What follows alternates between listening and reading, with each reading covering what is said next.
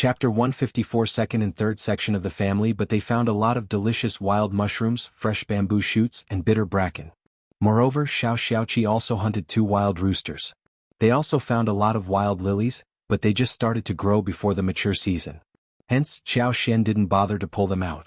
She was going to wait until autumn as long as she wanted. Wild lilies were not troublesome to find at all. They also found a batch of wild wolfberries. She was very interested in wolfberries, so she asked the brother and sister to take some tender wolfberry seedlings back home. They broke off a bunch of older branches, cut off the leaves and branches. She planned to take them back and place them around the flower field. In the future they would often have fresh and tender wolfberry sprouts to eat. Wolfberry sprouts were delicious in soups, stir-frying meat, scrambled eggs, salads and steamed dishes.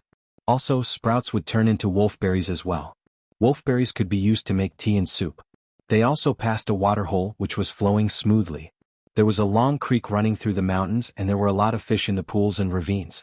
Especially in the water pool, big fish which were longer than a foot could be seen swimming lazily in it. Xiaoqi and Xiao Taotao could not help but drool over the fish which they had tasted before. But for the distance away from home, they would have taken 2 of them home. Xian was quite motivated as well. She said to them, "Don't worry, when we are free in winters we can ask everyone in the family to fetch the fish together. We can even make smoked fish when the days turn colder. The fish is so big that it is the best material for making smoked fish." Smoked meat would always be made in farmers' families every year, and some frugal families would eat smoked meat for half a year. Xiaoqi and Xiao Taotao were very happy hearing what Xian said. "Smoked fish? That sounds amazing. I will bear this place in mind and we can come back in winters." Xian smiled. "Then we can hunt some more roosters and rabbits to turn them into smoked meat, but they have to be big and fleshy, otherwise there would only be a skeleton left. By that time she could even find some wild boars and goats." Xiaoqi and Xiao Taotao were even more pleased. It was getting late, so the 3 of them decided to head home. Back home, Miss Fang put the wild bracken into boiling water and blanched it over a fire, then tore it in half and soaked it in clean water. Brackens had a bitter taste and needed to stay in water overnight. But the bitterness also tasted good, like bitter melons, which was a delicious dish for people. The bitter brackens tasted even better than bitter melons. They ate up the 2 roosters and the whole family finished it all. They deep-fried the meat in the oil and it could never turn out bad. They left nothing for the second section of the family and the third section of the family. Miss Qiao heard some gossip from Miss Fang. Second uncle and Ms. Niu must have been thinking that everything was sorted, so they started to show the intimidating behavior yet again. They came to the door in anger. They wondered why Xiao Dalong and the others did not go over to help them with the fields. But Miss Fang drove them away coldly. "What are you in a hurry for? I will take responsibility if something goes wrong. We have drawn contracts, right? What are you afraid of?" Second uncle and Ms. Niu got really angry, but they could not do anything when they heard what Miss Fang said. Chapter 155. Here again the contract was written down and they could not deny that. Despite this assurance, they were still worried that no one would make it in time for the plowing. They got even more angry when they thought of how Xiao Dalong was helping Xian with her useless garden. Miss Fang replied coldly, "That is something happening in our house and of course it is more important. Also Miss Qiao pays them 20 a day for the work they do. Of course they were not helping for free. What did they think?" Xian had only hired Xiao Dalong for work instead of outsiders, so second uncle and the rest could not say anything about it. Miss Fang put that out on purpose just to annoy them. You can never imagine how they looked when they left. Honestly, it was so funny. Xian could not help but smile. Serves them right. This is the consequence they have to bear for bullying you all these years. If they want to trouble you again, we will never allow it to happen. Thank you so much. Miss Fang smiled so kindly. Xian chuckled. "Mom, to celebrate this, let me cook tonight. I will make many delicious dishes." Miss Fang laughed. All right, make anything you want, we have plenty of money. Oh, by the way, you don't have to buy rice or flour for the shared savings. I will ask Third to buy it from his share." Xian nodded with a smile. "Okay, Mom, you are the best to me. Oh my child, you are so sweet-tongued and adorable." The fresh mushrooms were washed and thinly sliced. The breast meat of 2 roosters was taken, coated with flour and egg whites, marinated with rice wine, salt, ginger, etc., and stir-fried together. 2 eels were picked from the big water tank, chopped into pieces. Some pieces of yam were added, and simmered together with the chicken pieces. Mixed mushrooms and wolfberry sprouts were stir-fried separately. The oil pan was heated and then the dried river prawns were put in it. The sound of swish was heard as the oil sizzled. Green and red peppers were chopped, garlic was added to the stir-fry, a little soy sauce, salt, along with half a bowl of water were also put in. The smell spread across the place, appealing to everyone's stomachs. There were still some yams left, so another plate of sugar-coated yams was made. The dishes were put on the table and the whole family was raring to get started, feeling no longer tired. It is so fragrant. I can eat an extra bowl of rice by just smelling the food. Me too. Eldest uncle opened his mouth but did not say anything about delivering some food to his brothers' families, when he thought of how Ms. Fang still held a grudge against Ms. Niu and Ms. Ma. He was very happy to see how happy his own children were. It was just that he had always paid too much attention to his brothers subconsciously. The dinner was finished earlier than usual, especially since Xiao had cooked it. She did not like to cook under the oil lamp. Before the sun went down, Ms. Fang and Tao Tao helped with the preparations, so when they were done with dinner, the day was still bright. In the evening, second uncle and Ms. Niu came over again for the issue regarding rakes. Ms. Fang said the same thing again, that they had the contract, and there was no need to worry about the work getting postponed. She was not going to let her sons do the work. Following Xiaoxian's advice, she had decided to hire the family with bulls to finish the labor.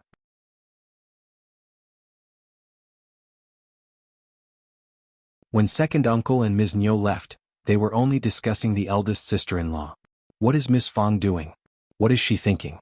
She can't be trying to trick us, right? Of course not, we have drawn a contract. Well, let's just wait and see. If she tries to fool us, we will go and sue them. Anyways, Miss Qiao has the money to compensate us. That sounds reasonable. They were so annoyed thinking how arrogant Miss Fang had become after having Xiao on her side, whilst they seemed to have gotten no benefits. The following day, Xiao took Xiao Taotao and Xiaoqi to the mountains in search of Chinese fleeceflower root. The herb field in the yard was not yet sorted, so Xiao Dalong and his wife as well as Xiao Sanlang were still working in it. It would take one more day before they were done with it. The seedling work could begin once the water was poured in the soil, which would be finished by the evening. Chapter 157. Finally, hearing that their fifth sister-in-law was also working hard to make money, the three of them were very devoted and careful. Xiao Dalong and Xiao Sanlang were relatively innocent-minded. What they needed was to level the field well so they could face their fifth sister-in-law truthfully, especially since she was always very nice to them. But Miss Su had her own ideas. She decided to learn how to plant the valuable herbs so she could try to do it on her own for her family, and earn some extra money for herself, which would make her very happy. Xiao Xian and her team still did not find the Chinese fleeceflower root over 500 years old. They found one that was over 100 years old, but it was not enough for her purpose. They found some mushrooms and other mountainous stuff which they took home. It was in the middle of May and the mushrooms were barely seen. They were usually available around autumn. High on the cliff, Xiao Xian saw lithophytic orchids which were quite valuable, but she said nothing about them. They were at a very high and dangerous place and she did not want Qi to take the risk. Also, she herself could not reach there either. They found 3 more Ganoderma lucidum, one of which was noticed by Xiao Taotao. They picked them carefully and put them away. Xiao Xian did not put them into space. She found the other 2, and with the help of her superpower, she delivered them into her space without being noticed. The space was not as greedy as before and did not steal anything from her. Gastrodia, polygonatum and other medicinal materials were also found. But they were relatively fragmented and the pharmacies may not accept them. Hence they gave them up to avoid wasting time. They even saw a herd of over 20 to 30 wild goats walking by eating grass, which made Xiaoqi drool. But the flock was very far away, and they did not have time to capture them, otherwise he would have been able to hunt and take one home. The flesh of wild goats was tender and tight. What a pity. Xiao Xian smiled. There are numerous animals in the mountains. Don't be sad, we will always run into them. But, are you capable of hunting such a large-sized wild goat? Xiaoqi smiled. Of course I am. I am not afraid of wild boars as well. I got one wild boar last year too. But honestly, we have barely seen any wild boars in the mountains this year. Wild boars were not rare wild animals and could be seen every now and then. Some were tough and strong, which were beyond Xiao Zhaoqi's reach. He only went out for those which were manageable. Wild boars had very thick skin. They were ferocious and angry, not very easy to capture. Xiao Xian would not tell him that there were many wild boars around, and that she had actively tried to avoid running into them. She just smiled and said, "It is good that we haven't run into wild boars, they are so scary. You need to avoid them too in case you come across them." You don't have to hunt them down, your safety is more important. Xiaoqi felt warm in his heart and nodded. Yes, I will be careful. The following day they finally found 2 Chinese fleeceflower roots that were growing together. Qiao Xian could tell that one of them was more than 500 years old whilst the other was around 400 years old. Overjoyed, Qiao Xian led Xiaoqi and Xiao Taotao to dig them out. The 2 Chinese fleeceflower roots were entangled with vines, so they cleared away a large side of the vines and the land around them, before digging them out carefully. It took them over 2 hours to get the 2 Chinese fleeceflower roots out. The plants were old but not very heavy. Both of them were around 2.5 kilograms but did not resemble the figure of human beings. Chapter 158. Good thing she intended to give the one over 500 years old to Xie Jingrong, and handed over the other one with Xiaoqi for future use. Actually, she wanted to put it in her space. A 400 years old Chinese fleeceflower root should be considered as treasure. Her space would not reject it, right? Xiaoqi and Xiao Taotao followed whatever their sister-in-law said. They were so lucky that they not only found Chinese fleeceflower roots they needed, but also another good thing called Chinese Misona. Chinese Misona belonged to the family of grass, but could grow very high, sometimes as tall as an adult. The twigs were tender and the leaves were oval-shaped, bigger than a thumb. The color was dark green, and fruits grew out of them, sweet and edible. Ripe fruits would turn black and they grew in a cluster of more than 10. Each of them was as small as the eyes of a carp. The leaves as well as the ripe fruits would give off a fresh grassy smell when bitten in the mouth. The leaves of Chinese Misona were first mashed, then wrapped with cotton gauze, rubbed with water in a pot, and the juice obtained was filtered and left for a while. A natural pure green jelly could be made in this way. When the jelly was served in the bowl with some honey as well as mint water, it would become a really good snack for hot summer. If they could find saltpeter and make ice out of it, then the snack would taste much better by adding some chopped ice in the jelly. When she had enough people working for her, she would open a dessert store. Qiao Xian chopped a large bunch and decided to plant some Chinese Misona in her flower field. She could even make jelly as a snack whenever she had time. She thought of another thing that could be used to make jelly, namely the creeping figure. The creeping fig was a far better option to make jelly than Chinese Misona. When ripe creeping figs were dried, the small seeds inside could be collected and grounded for making jelly.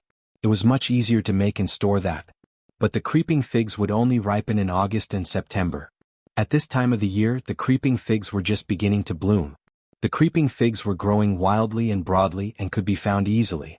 She would focus on this business in a couple of days and bring them home too. That was a plant that could survive easily as long as their vines were well planted. Satisfied, Qiao Xian asked her siblings-in-law to get ready to go home. Xiaoqi and Xiao Taotao were both very motivated when they heard that the Chinese Misona could be used to make something tasty. They put the cut branches on their backs directly. Xiao Yunduan could not help but admire his wife's good luck. She had really found what they needed. Darling, we will deliver it to the town tomorrow. I believe that young Master Xia wouldn't have left yet. We can give it to him face to face. Xiao Yunduan nodded with a smile. Sure. He was going to keep her company on their trip to town, especially when she was meeting those 2 men. Miss Fang did not know the details, but seeing that they had found what they wanted, she was very happy for them. Xiao Yunduan and Qiao Xian were unaware that the day they ran into Xie Jingrong and Yuezheng Xiao, they also ran into Strategist Lu who was working for County Magistrate Qiao. Strategist Lu greeted the 2 of them politely and even mentioned that he was trying to help them to find Chinese fleeceflower root over 500 years. Xie Jingrong had not wanted to bother County Magistrate Qiao, so he had never mentioned this to him, but County Magistrate Qiao got to know about it for some reason.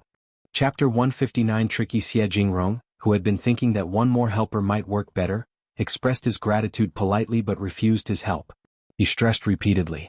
Please tell Officer Qiao that it is my private affair, and it is a big taboo to use public forces to deal with private matters. It is not good to hire so many people, otherwise I will feel really guilty about it. Those senior people in the family would blame me for it too. Strategist Lu was startled as he smiled and nodded. You are right, absolutely right.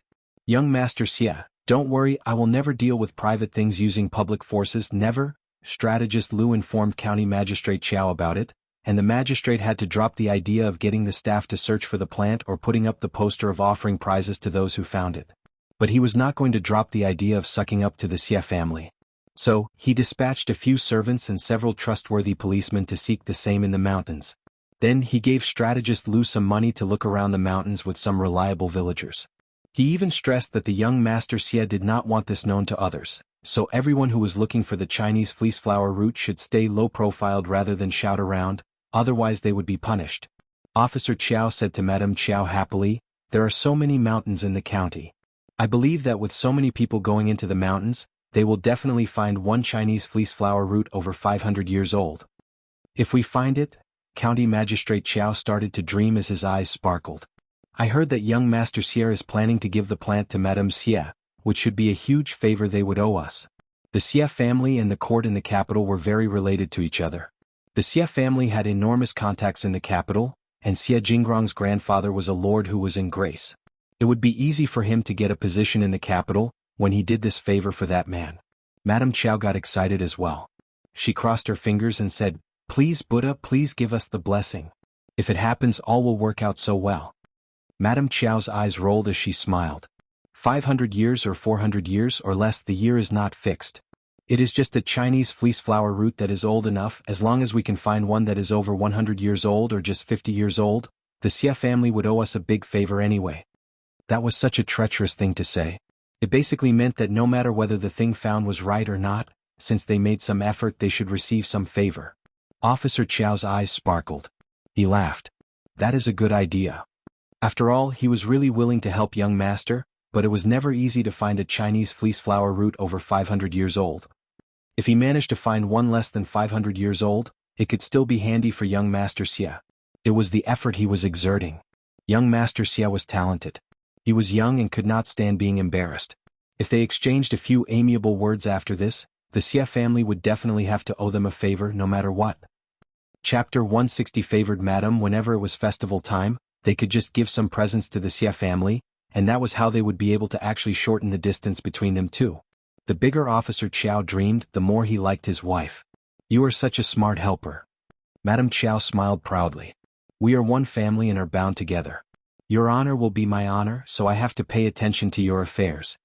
"You are so good, haha." Officer Qiao laughed loudly. Early in the morning, Xiao Xian spread the seeds of some plants with Miss Su and Xiao Taotao, before heading to the town with Xiao Yunduan. In order to show enough importance to the matter, Xiao Xian found an appropriate-sized box from her useless dowry and put the 500 years old Chinese fleece flower root inside it. Yuezheng Xiao had told them about their lodge when they bid farewell to each other the last time, so Xiao Yunduan and Xiao Xian headed directly to the hotel once they reached the town. Yuezheng Xiao and Xie Jingrong had been resting at the hotel due to the strenuous mountain climbing a couple of days ago. Hearing about their visit, Yuezheng Xiao smiled and asked his servant to invite the couple in. Xiao Yunduan and Xiao Xian were here to deliver the Chinese fleece flower root. Xie Jingrong was overjoyed and also surprised. He thanked them again and again after seeing the large-sized, fresh-smelling plant, and headed to Mingrantang along with them for Manager Qin to identify the age of the plant. Manager Qin was dumbfounded as well. He had never expected that they really could find the Chinese fleece flower root. He had dispatched many people from the pharmacy, and entrusted experienced hunters and farmers to go into the mountains, yet everyone failed to find anything. These two were just so lucky. Manager Qin exclaimed in joy when he saw the size. "I have seen many Chinese fleece flower roots. This size should definitely be over 300 years old." Xie Jingrong looked very happy. 300 years old would be okay, if 500 years old one could not be found. Xiao Xian smiled and said calmly, "Manager Qin, look carefully again." "Okay." Manager Qin nodded and started to observe the roots and stems carefully, trying to distinguish every single detail. They had no other devices to test the age, and the manager had to discern it with only his eyes. Over the years, he had become very good at distinguishing the plant's age. 15 minutes later, Manager Qin nodded with a flushed face. "All right, this Chinese fleece flower root is definitely over 500 years old, no doubt." "Really? Let me take a look at it." Yuezheng Xiao and Xie Jingrong spoke up simultaneously. One of them thanked Xiao Yunduan and Xiao Xian out of politeness, whilst the other looked at the Chinese fleece flower root curiously, as if hoping that it would bloom. That was a Chinese fleece flower root over 500 years old. It was such a rare thing. The entire group was happy after they left Mingrantang. Xie Jingrong invited the couple to have a drink at the tea house, whilst his servant had run back to the hotel to fetch the gift. Soon the servant came over. Xie Jingrong opened the brocade box, and there was a jade lying in an apricorn-colored brocade. It looked so white and pure, showcasing some bright circles around it. It was definitely not cheap. Xie Jingrong smiled. Thank you so much, young Master Xiao and Mrs. Xiao. If you ever need my help, please bring this jade to the Xia family, and I will do all I can to give you a hand. Chapter 161. Xiao Xian's used the Xia family was going to use the Chinese fleece flower root to put in the medicine for Madame Xia. Money was never going to be enough to pay back this favor.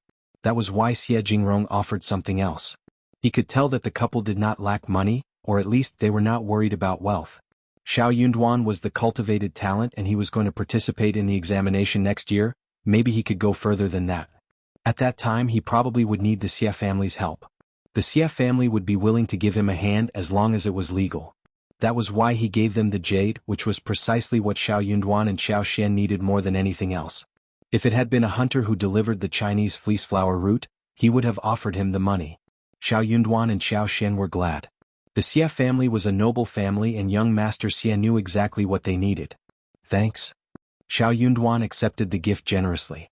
He did not need it, but Xiao Xian definitely wanted it. If Officer Qiao and the whole family were to treat her badly in the future, Xiao Yunduan would definitely make use of this jade. Officer Qiao was a clever man, and he would never expect that a concubine's daughter could ever make the Xia family help her. Xie Jingrong exchanged a few polite words and developed some good feelings towards Xiao Yunduan. He really liked people such as him who were sharp and direct. Yuezheng Xiao smiled. Now that the goal is achieved, we are relieved. I will treat you both for lunch today. Xie Jingrong nodded alongside. Xiao Yunduan and Xiao Xian did not turn them down. Xiao Xian had the intention of befriending them, whilst Xiao Yunduan had no intention of cutting off the relationship, so the couple accepted the invite graciously. The four of them ate lunch at restaurant Yanhe before Xiao Yunduan and Xiao Xian left. During lunchtime, Xiao Xian reached an agreement with Yuezheng Xiao, telling him to wait for a little longer, since she had a commodity to show him. She wondered if he was interested. Yuezheng Xiao was very interested and accepted the proposal directly. When they went home, Xiao Yunduan gave the brocade box to Xiao Xian. You can keep it. Xiao Xian smiled. Really, for me? I think that you need it more than I do. I trust that you can become a recommended man. What if you get bullied? You can keep the jade. This can ensure that everything goes fairly in the future. Xiao Yunduan felt his heart become warm. He smiled gently. No one would dare to do anything about the village examination, and I barely go out or have any conflict with anyone. You keep it so you don't have to be at the mercy of Madame Qiao and her daughter. Xiao Xian accepted the brocade box after hearing that. Okay, I will keep it and we will use it when needed. Xiao Yunduan felt really comfortable when he heard her saying, we. He nodded with a smile. Okay. Xiao Xian smiled. I will stop here. I need to do some work. You should get back to your studies. I am going to make the commodity and show it to young Master Yuezheng. If he likes it, we will have another way of making money. The more money they had, the wider the road would be, and the stronger they would become as well. In this way she would be able to get rid of the Qiao family permanently. Also, she was going to live more happily as well. Chapter 162. Lipsticks. Xiao Yunduan smiled. Okay, go ahead. He had no idea what other strange thing she was going to work upon. Xiao Yunduan was confused. Exactly how many strange books had she read? Xiao Xian was about to say something when she ended up smiling. Then I will be off now. Saying so, she ran away. She had no time to waste. There was only half a day left. Xiao Xian asked Xiao Taotao to give her a hand. Xiao Xiaoqi joined them too when he saw them in a frenzy. The three of them came to the floral field and plucked pink roses. There were 3 colors of roses: pink, rosy and orange. Xiao Xian had used her superpower secretly, so the flowers bloomed and the fragrance became stronger. It was the flourishing time for the roses in May. Xiao Xian had tried to keep control of the growth, yet she could not control nature's vitality too much. Moreover, she needed to get down to making lipsticks as soon as possible. If she used her superpower, the roses would keep blooming until the end of June. Apart from these, there were China roses which bloomed throughout the year. Soon they would also witness pomegranate flowers. Those were enough for her to make lipsticks. It was very easy to pick flowers, and the brother and sister soon had a basket filled with flowers. They poured the flowers into the basket next to Xiao Xian before going back to pick some more. Xiao Xian grabbed all the petals and put them into another basket. Then she put the petals into jars, one handful after another, grinding them. The juice was extracted, filtered and mixed with the beeswax in a jar, whilst some almond powder bought from the pharmacy as well as some seed oil which had been laced with her superpower was put inside. She stirred it smoothly. Then she poured the liquid into a mold and smoothed away the top. After that, she carefully put the whole thing into the lipstick tube, and zipped up the opening. With that, one lipstick was done. Xian had the itch of using that lipstick immediately. It looked smooth and bright, fresh and tender, giving out the fragrance of roses. Perfect. It took almost 2 hours before the whole thing was done. It was evening when the first batch was finished. In the end, they had 12 tubes of lipsticks. They all had the same color, a beautiful deep pink shade. She was going to fetch red roses and deep red-colored China roses as well as orange-colored roses for another batch respectively. With that, all the samples would be done. She was going to mix the colors so different shades of lipsticks could be made. And she could even make use of different kinds of mountain flowers, wild flowers growing in different seasons for all kinds of lipsticks. Xiaoqi and Xiao Taotao were confused when they saw the strange thing that their adorable fifth sister-in-law had made. Fifth sister-in-law, what is it? Is it for fun? Xiaoqi asked after some time. It was not food apparently, but was it a toy? How could it be a toy? Xiaoqi really could not fathom what it was. Xiao Taotao blinked in confusion as well. Xiao smiled. That is called lipstick. Same as a blusher but for lips. Xiaoqi was still confused, but Xiao Taotao's eyes brightened. Aha! She finally realized what it was. Fifth sister-in-law, is it for lips? It looks so good, beautiful and convenient. Xiao Taotao cheered excitedly. Chapter 163 Achievements. No girl could resist such a novel thing. Xiao Taotao's eyes sparkled as she looked at the lipsticks in Xiao's hands. She could not help but feel excited. Her eyes were conveying only one thing: she really wanted to try it. Taotao is right. Xiao said, we can make some more these days. Taotao, I will give you one of each color as well as 41 a day for all your hard work. Thank you, fifth sister-in-law. Xiao Taotao cheered. I don't need a salary, these lipsticks will be enough for me.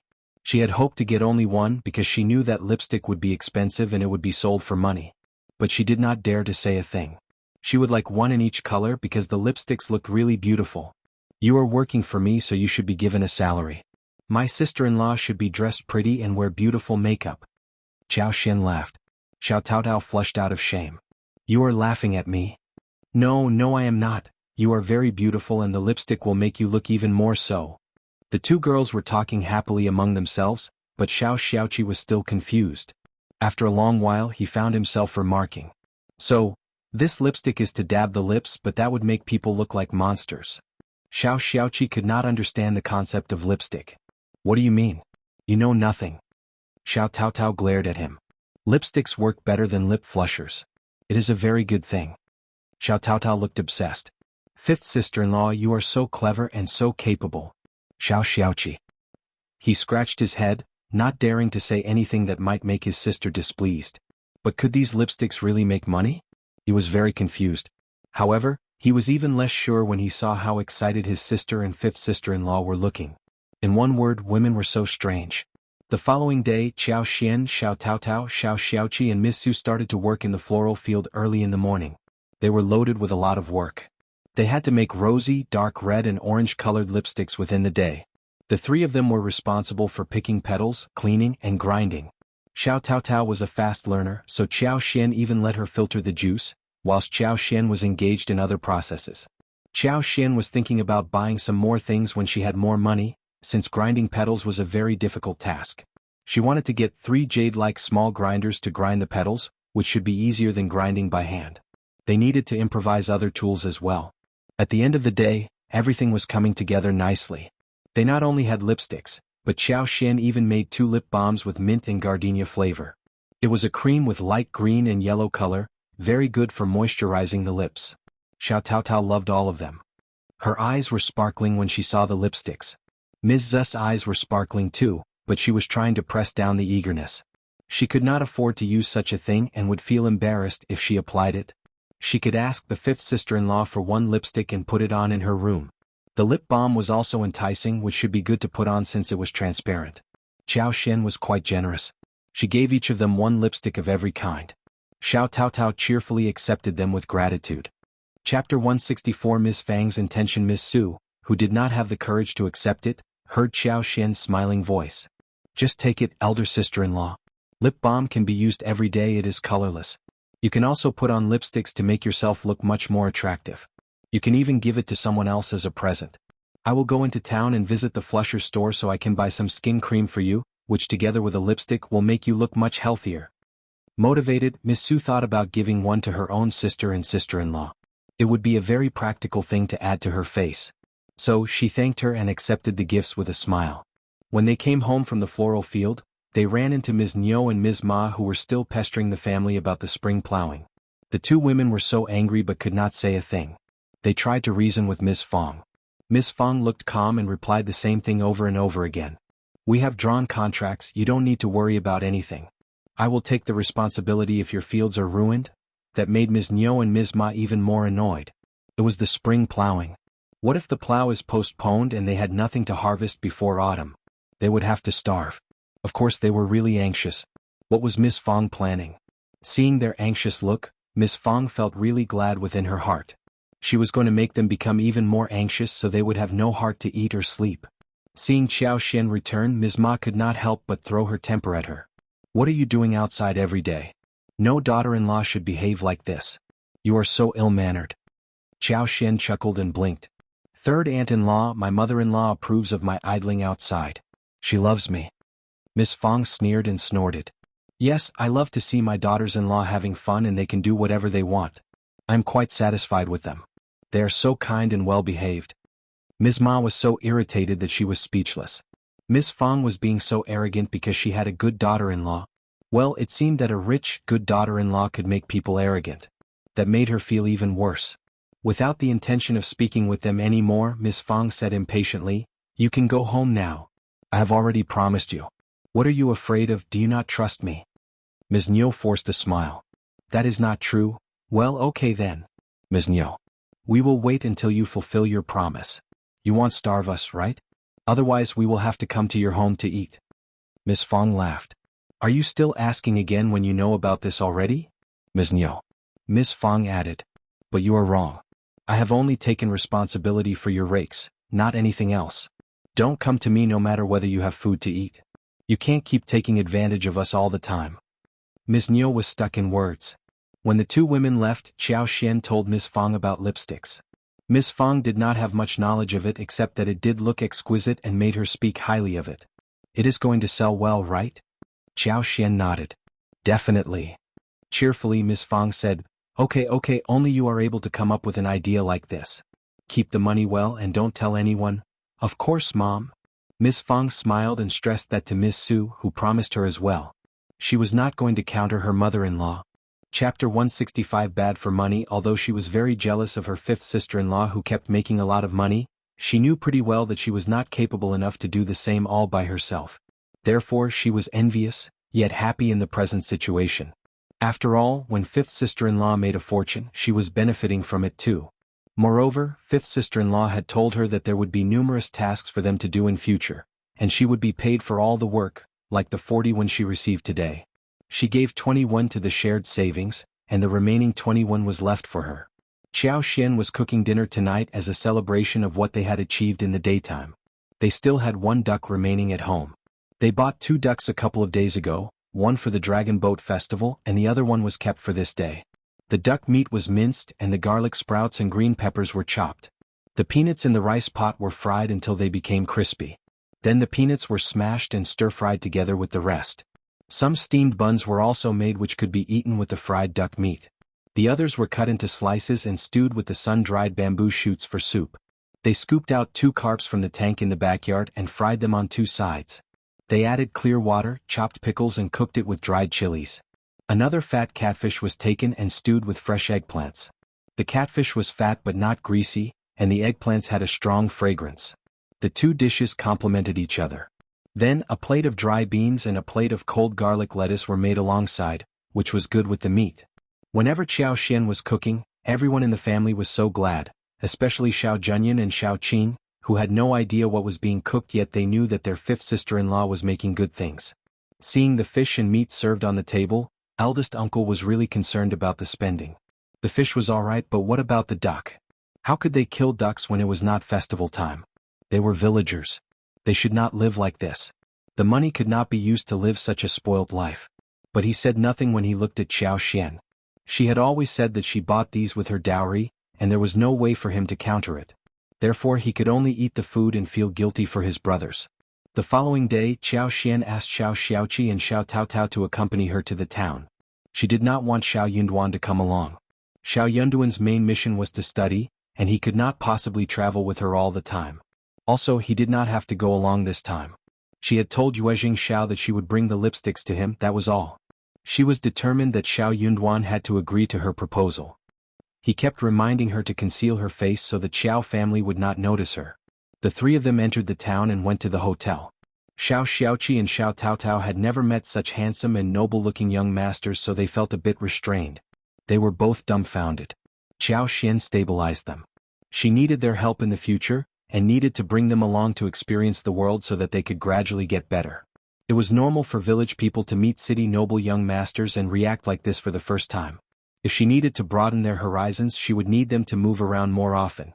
"What have you brought for me, Mrs. Xiao? Let me have a look," Yuezheng Xiao said happily. He was very curious. Second miss of the Qiao family was a lot of fun. Xie Jingrong was present there as well. He was curious too, but he was not as unrestrained as Yuezheng Xiao. Qiao Xian smiled. "I only bring good things to you, young master Yuezheng." Chapter 166. Yuezheng Xiao's appearance. She opened a long rectangular box. Yuezheng Xiao and Xie Jingrong turned to look at it subconsciously. "What is it?" It was a white porcelain tube depicting various flower patterns in the size and length of a finger. What was this? Yuezheng Xiao was a well-informed person, but he was very confused at the moment. Xie Jingrong blinked and was confused too. Qiao Xian smiled and took out one lipstick. She removed the lid and twisted the tube. A rose-colored, creamy-looking stick came out of the tube gradually. The top of the cream was smooth and gentle, looking very beautiful. "What is this?" "Something I made, I call it lipstick."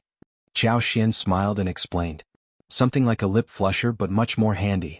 Qi, come here." Qiao Xian summoned Xiao Xiaoqi, who came to her with a nod. She had a husband and Taotao was also a maiden, so she could not possibly show her hand generously to other men. It would make her look less virtuous. So, Qi had to do that work. Qiao Xian pulled Xiao Xiaoqi's hand. She told him to make a fist and pasted it over the back of his hand. A touch of shining rose color could be seen. "Look at this, young master Yuezheng, isn't it convenient? I have other various colors apart from this. Also, don't worry, all the materials used in this are safe. They can be put on without any concern." "This is so wonderful. It is great." Yuezheng Xiao was born in a business family which did not deal with cosmetics, but he could tell that the goods in front of him were going to be really popular. His eyes sparkled and he got excited. He could imagine that once this thing called lipstick was put out in the market in the city, it would draw the attention of many noble ladies, madams and girls. This looked much better than lip flushers. No one would want to use lip flushers when they had a tube of this. Yuezheng Xiao was a straightforward person, so he said to Qiao Xian, "Mrs. Xiao, I will take all of your lipsticks. Give me as many as you have currently. We can also sign a contract where I want you to supply your lipsticks just to me. Don't worry, I will give you the best price. You will not be tricked, I promise." Qiao Xian had been thinking that he would be interested in lipsticks, but she had not expected that the deal would be signed so smoothly. But this was exactly what she was looking for. Qiao Xian had been thinking about the buyer after she decided to make lipsticks. She was not going to expose herself for sure. It wasn't easy to find a buyer, because that person had to exceed her father's position.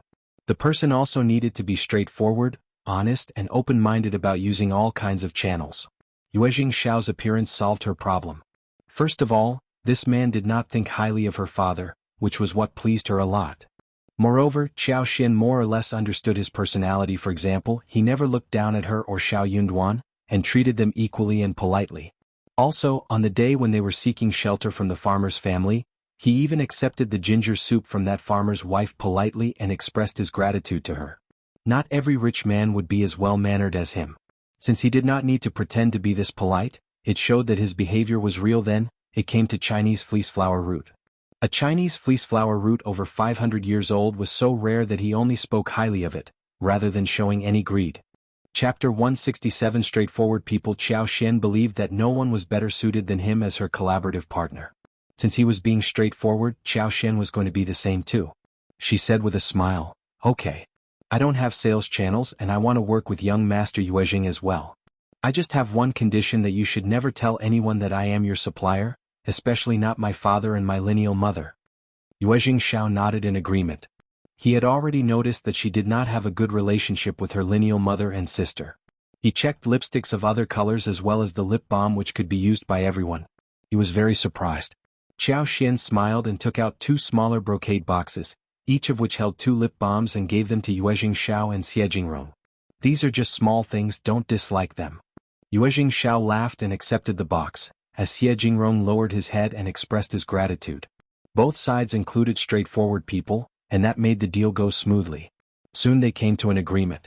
Yuezheng Xiao would supply them with the lipsticks tubes, and would also provide porcelain, jade, crystal for the tubes so that they could look better.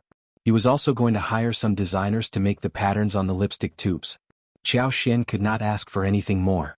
She told him to build some tools, which Yuezheng Xiao accepted directly. He did not intend to charge her for any of this. Yuezheng Xiao paid 2 liang for 1 lipstick to Qiao Xian, but the price was going to be kept fluid in the future. It would change according to the market and could be adjusted every half a year. Qiao Xian had no objection because all these conditions were very good for her. Qiao Xian expressed her gratitude for the pricing of 2 liang per lipstick. Lipsticks were handy compared to the lip blushers, but they were not very precious. They were just novel items. Therefore the pricing had to be reasonable. Also, Qiao Xian did not spend much on making these lipsticks. She used her own flowers and beeswax. The labor fee was the biggest expense, but 2 liang for 1 lipstick was already well enough in her budget.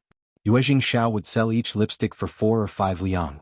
Moreover, he would raise the price of the lipsticks when they were sold in the capital or flourishing cities in the south. But he also needed to make an account of the cost he was going to spend on the process. At the moment, this was the most suitable way for Qiao Xian to earn money. Since the deal had been made, they signed the contract directly and came to an agreement regarding the delivery time of the first batch of goods. Qiao Xian had 50 lipsticks and lip balms in 4 colors this time. She gave them all to Yuezheng Xiao as gifts. She was giving them full-heartedly for the purpose of marketing. These things were expensive for others, but for her she had not really spent any money on them. It was a good way for her to obtain the favor of Yuezheng Xiao and the Yuezheng family. She intended to have a long-lasting business with the Yuezheng family, since he had a huge supply channel.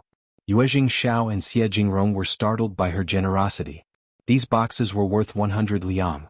Even in the noble family, 100 liang was not a small figure, and noble young masters with a relatively ordinary position in the family would only have 10 or 20 liang every month. For farmers, 100 liang was not a small figure.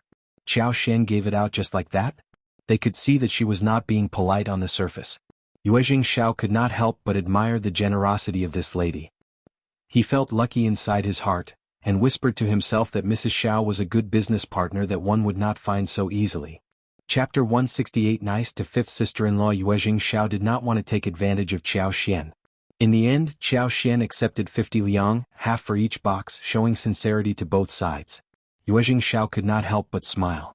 "Oh right, Mrs. Xiao, if you have other proposals, please consider me as your business partner first. I promise that you will never be tricked or treated unfairly." Qiao Xian smiled. "Great, young master Yuezheng, I don't have any other business partner apart from you. I can't just establish business relationships with anyone easily." Yuezheng Xiao laughed. "That is true." He said that he would visit her home someday, and Qiao Xian agreed readily. There was nothing interesting around Shading Village and he would naturally not come over. Qiao Xian thought that it was just polite words, so she just said yes. Without Xiao Yunduan around, Yuezheng Xiao did not ask Qiao Xian to stay for lunch. So Qiao Xian left with Xiao Xiaoqi and Xiao Taotao soon afterwards. The brother and sister were still in shock. Xiao Taotao was especially in a daze. After a while, she mustered her courage and said to Qiao Xian, "Fifth sister-in-law, when I reach home I will return the lipsticks and lip balms to you. I will keep the used ones because I never knew it would be so valuable otherwise. Otherwise she would not have taken in so many of them. 2 liang for 1. Not 2 qian or 21, it was for 2 liang. Just keep them." Qiao Xian interrupted her before she finished her words. She smiled as she took her hands. "It is not expensive for us. Also, we have plenty of money right now already, don't we? But we can make them easily. If you like them, just keep them, no worries." Xiao Taotao thought for a while and believed that she was right. She really loved those lipsticks and did not want to give them back. She smiled bashfully. "Then I will keep them. Thank you, fifth sister-in-law." Xiao Taotao was so moved. Fifth sister-in-law was wealthy and capable of making money, and was even paying her own family for all the work, which was already quite rare. Moreover, she gave out such valuable things without hesitation. She did not think that their elder sister-in-law would do the same. So, she was going to be very kind to her fifth sister-in-law? Qiao Xian smiled. You can tell Mom about this matter but not others, alright? We have many opportunities to make money, and you may be in charge of making the lipsticks. I will teach you and you should focus and learn properly. Hearing Qiao Xian's words, Xiao Taotao was shocked. Xiaoqi was shocked too. But, fifth sister-in-law, that is your money-making idea. How can you teach me the method? Xiao Taotao panicked. Xiaoqi nodded too. Honestly, craftsmen only passed on skills through generations, and even if they needed disciples, the disciples would need to work for years as slaves before being able to get the real knowledge. More so, the master would never give out the knowledge unless he was satisfied with the disciples. But fifth sister-in-law was ready to pass on the knowledge so casually. Qiao Xian was not dominated by the values and ideas in this era, and she laughed. Of course I am passing it on to you. I would be very grateful if you could help me in doing this business.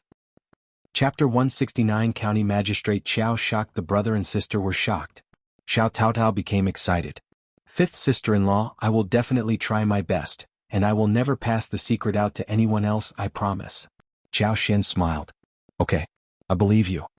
Overjoyed, Xiao Taotao was immediately filled with strength and confidence. It was like a dream. She had never expected that she would experience such an opportunity one day like this. No wonder their mother called fifth sister-in-law the lucky star of the family. She deserved the title. When such a big deal was done and money was earned, they decided to hold a good celebration for dinner. Qiao Xian bought some pork. When she saw the liver and kidneys, she started to drool for them and took some home as well. Then she bought a lot of ingredients for making braised vegetables, such as large and small fennel, star anise, cinnamon, bay leaves, licorice, dried tangerine peel, etc. This was to be boiled in the brine to make a pot of braised vegetables. Xiaoqi and Xiao Taotao were both excited again. The fifth sister-in-law is going to make delicious food to eat. While Qiao Xian and others arrived home, Jingrong told his servant to inform County Magistrate Qiao that he was leaving the following day. He was here to seek a Chinese fleece flower root. Now that he had managed to get it, it was time for them to go home. His grandma was waiting for the plant to add to the medicine. County Magistrate Qiao had received him well before. Out of politeness, he should inform the official about his departure. Yuezheng Xiao decided to hurry home too. He needed to start the business of lipsticks. He intended to make it a part of his private business. He did not intend to share it with his family. His family was not at peace. When County Magistrate Qiao heard the message, he was shocked. He was leaving already? He and Strategist Lu had a discussion about who came to the hostel for a visit. Strategist Lu asked implicitly why Jingrong was leaving so suddenly. Wasn't he here to find a 500-years-old Chinese fleece flower root? Jingrong decided not to conceal the truth. He smiled. I am lucky to have found the requisite plant, so it is time for me to go home. Strategist Lu was shocked. You are, indeed, lucky. But where did you get the Chinese fleece flower root? I mean, there are many tricky farmers here in the mountains and I am worried that you may have been tricked. Our old master is the officer here and if he can help you check it out, maybe its authenticity could be checked. What do you think, young Master Xia? Strategist Lu was indeed a loyal servant of Officer Qiao. He was very devoted and always tried his best to help his master. He could even find an opportunity to help his officer on such an occasion. But he didn't stop to consider that Jingrong, the lineal eldest grandchild of the Xia family, was well educated despite the fact that he had never taken the imperial examination. A strategist like him could never trick a talent like him. If he was so stupid, how could the Xia family have allowed him to go out alone? The Xia family would be worried about the trouble that might be brought about. Jingrong had seen through Strategist Lu's plan. Officer Qiao was trying to make the Xia family owe him a favor. How shameless that man was. How could Second Miss have a father like him? No thanks. Jingrong replied briefly. He did not even want to speak another word with Strategist Lu and asked his servant to see him off. Chapter 170 Shameless Strategist Lu found him absent-minded and realized that he was trying to turn him down. He did not dare to make a scene in front of him. He pretended to put on a smile and left. He hurried back to the governmental office and passed on the message to Officer Qiao. Officer Qiao was disappointed and also a little anxious. The Xia family was a first-class family, and when he saw such a great opportunity slipping away in front of him, he felt heartbroken. Officer Qiao went to Madame Qiao and asked her for an idea. His wife was a good helper. She has come up with many good ideas during these years. He was so anxious that he went to ask her what opinion she had. Madame Qiao found it a waste too. Young Master Xia is so lucky. How can he get a Chinese fleece flower root over 500 years old so fast? Which unruly man got it for him? He should have passed the message to you first when he found a great thing like this. We must find out who that person is and punish him. Also, young Master Xie got that precious thing here in the county, and you are the officer, he should thank you too. Madame Qiao sounded so shameless when she said this. Officer Qiao was the officer of the county, but he was not a man with endowment. Why must he examine everything that was discovered out of the land? But an ambitious man like him did not find anything wrong about it. He agreed with his wife totally. What can we do? Madame Qiao thought for a while and said, Old master, don't we have a Chinese fleece flower root under 100 years old? We can give it to young Master Xie tomorrow when they leave. It could be given as a farewell gift we are presenting, correct? They did obtain a Chinese fleece flower root, which was huge. So he asked someone to confirm the age, which was between 50 to 100 years old. Officer Qiao kept the plant and decided to have this delivered, if he truly could not find the right one. Madame Qiao's words motivated him. Yes, they could just give a present no matter what. Young Master Xie would be forced to treat it as a favor. If that young man asked for confirmation from others, he could just get someone to tell him that it was over 200 years old, which was precious enough. Young Master Xie would owe him big, when he had such a precious thing delivered to him. He would definitely accept the present when he presented it the next day. Young Master Xie would have no time to turn it down. Officer Qiao found this idea to have merit. He greeted his wife and said, This is good. My darling, you have come up with such a great idea. Madame Qiao was proud too. Women should treat their husbands well. I am doing this for you, old master, you are the supporter of the family. She took this opportunity and begged for mercy on behalf of Qiao Wei. Wei is simply spoiled. She was annoyed with Xian, otherwise she would not have done that. Now she has admitted her mistake. Please don't ground her for any longer. Chapter 171 Dirty Shoes. Old master, don't worry, I will definitely discipline her and she won't mess around anymore. Officer Qiao could not help but frown when he heard about Qiao Xian. He said disdainfully, The second miss is so useless. She won't achieve anything in her life. I can just give her up, but Wei is different. She is going to marry someone good in the capital, and she has to learn to behave well. Otherwise she will cause a lot of trouble in the capital. You have to learn how to rectify her temper properly. Hearing what he said, Madame Qiao was feeling both glad and proud. She had been making plans for years and Qiao Xian was now nothing in her husband's eyes. Well, that bitch was really nothing. She was not even good enough to hold Wei's shoes. Old master is right. I have not been cautious enough. I thought that a maid could do whatever she wants when she is at her own home and that she will behave well when she is married. That is why I decided to spoil her a little. You are the one who treats Wei the best.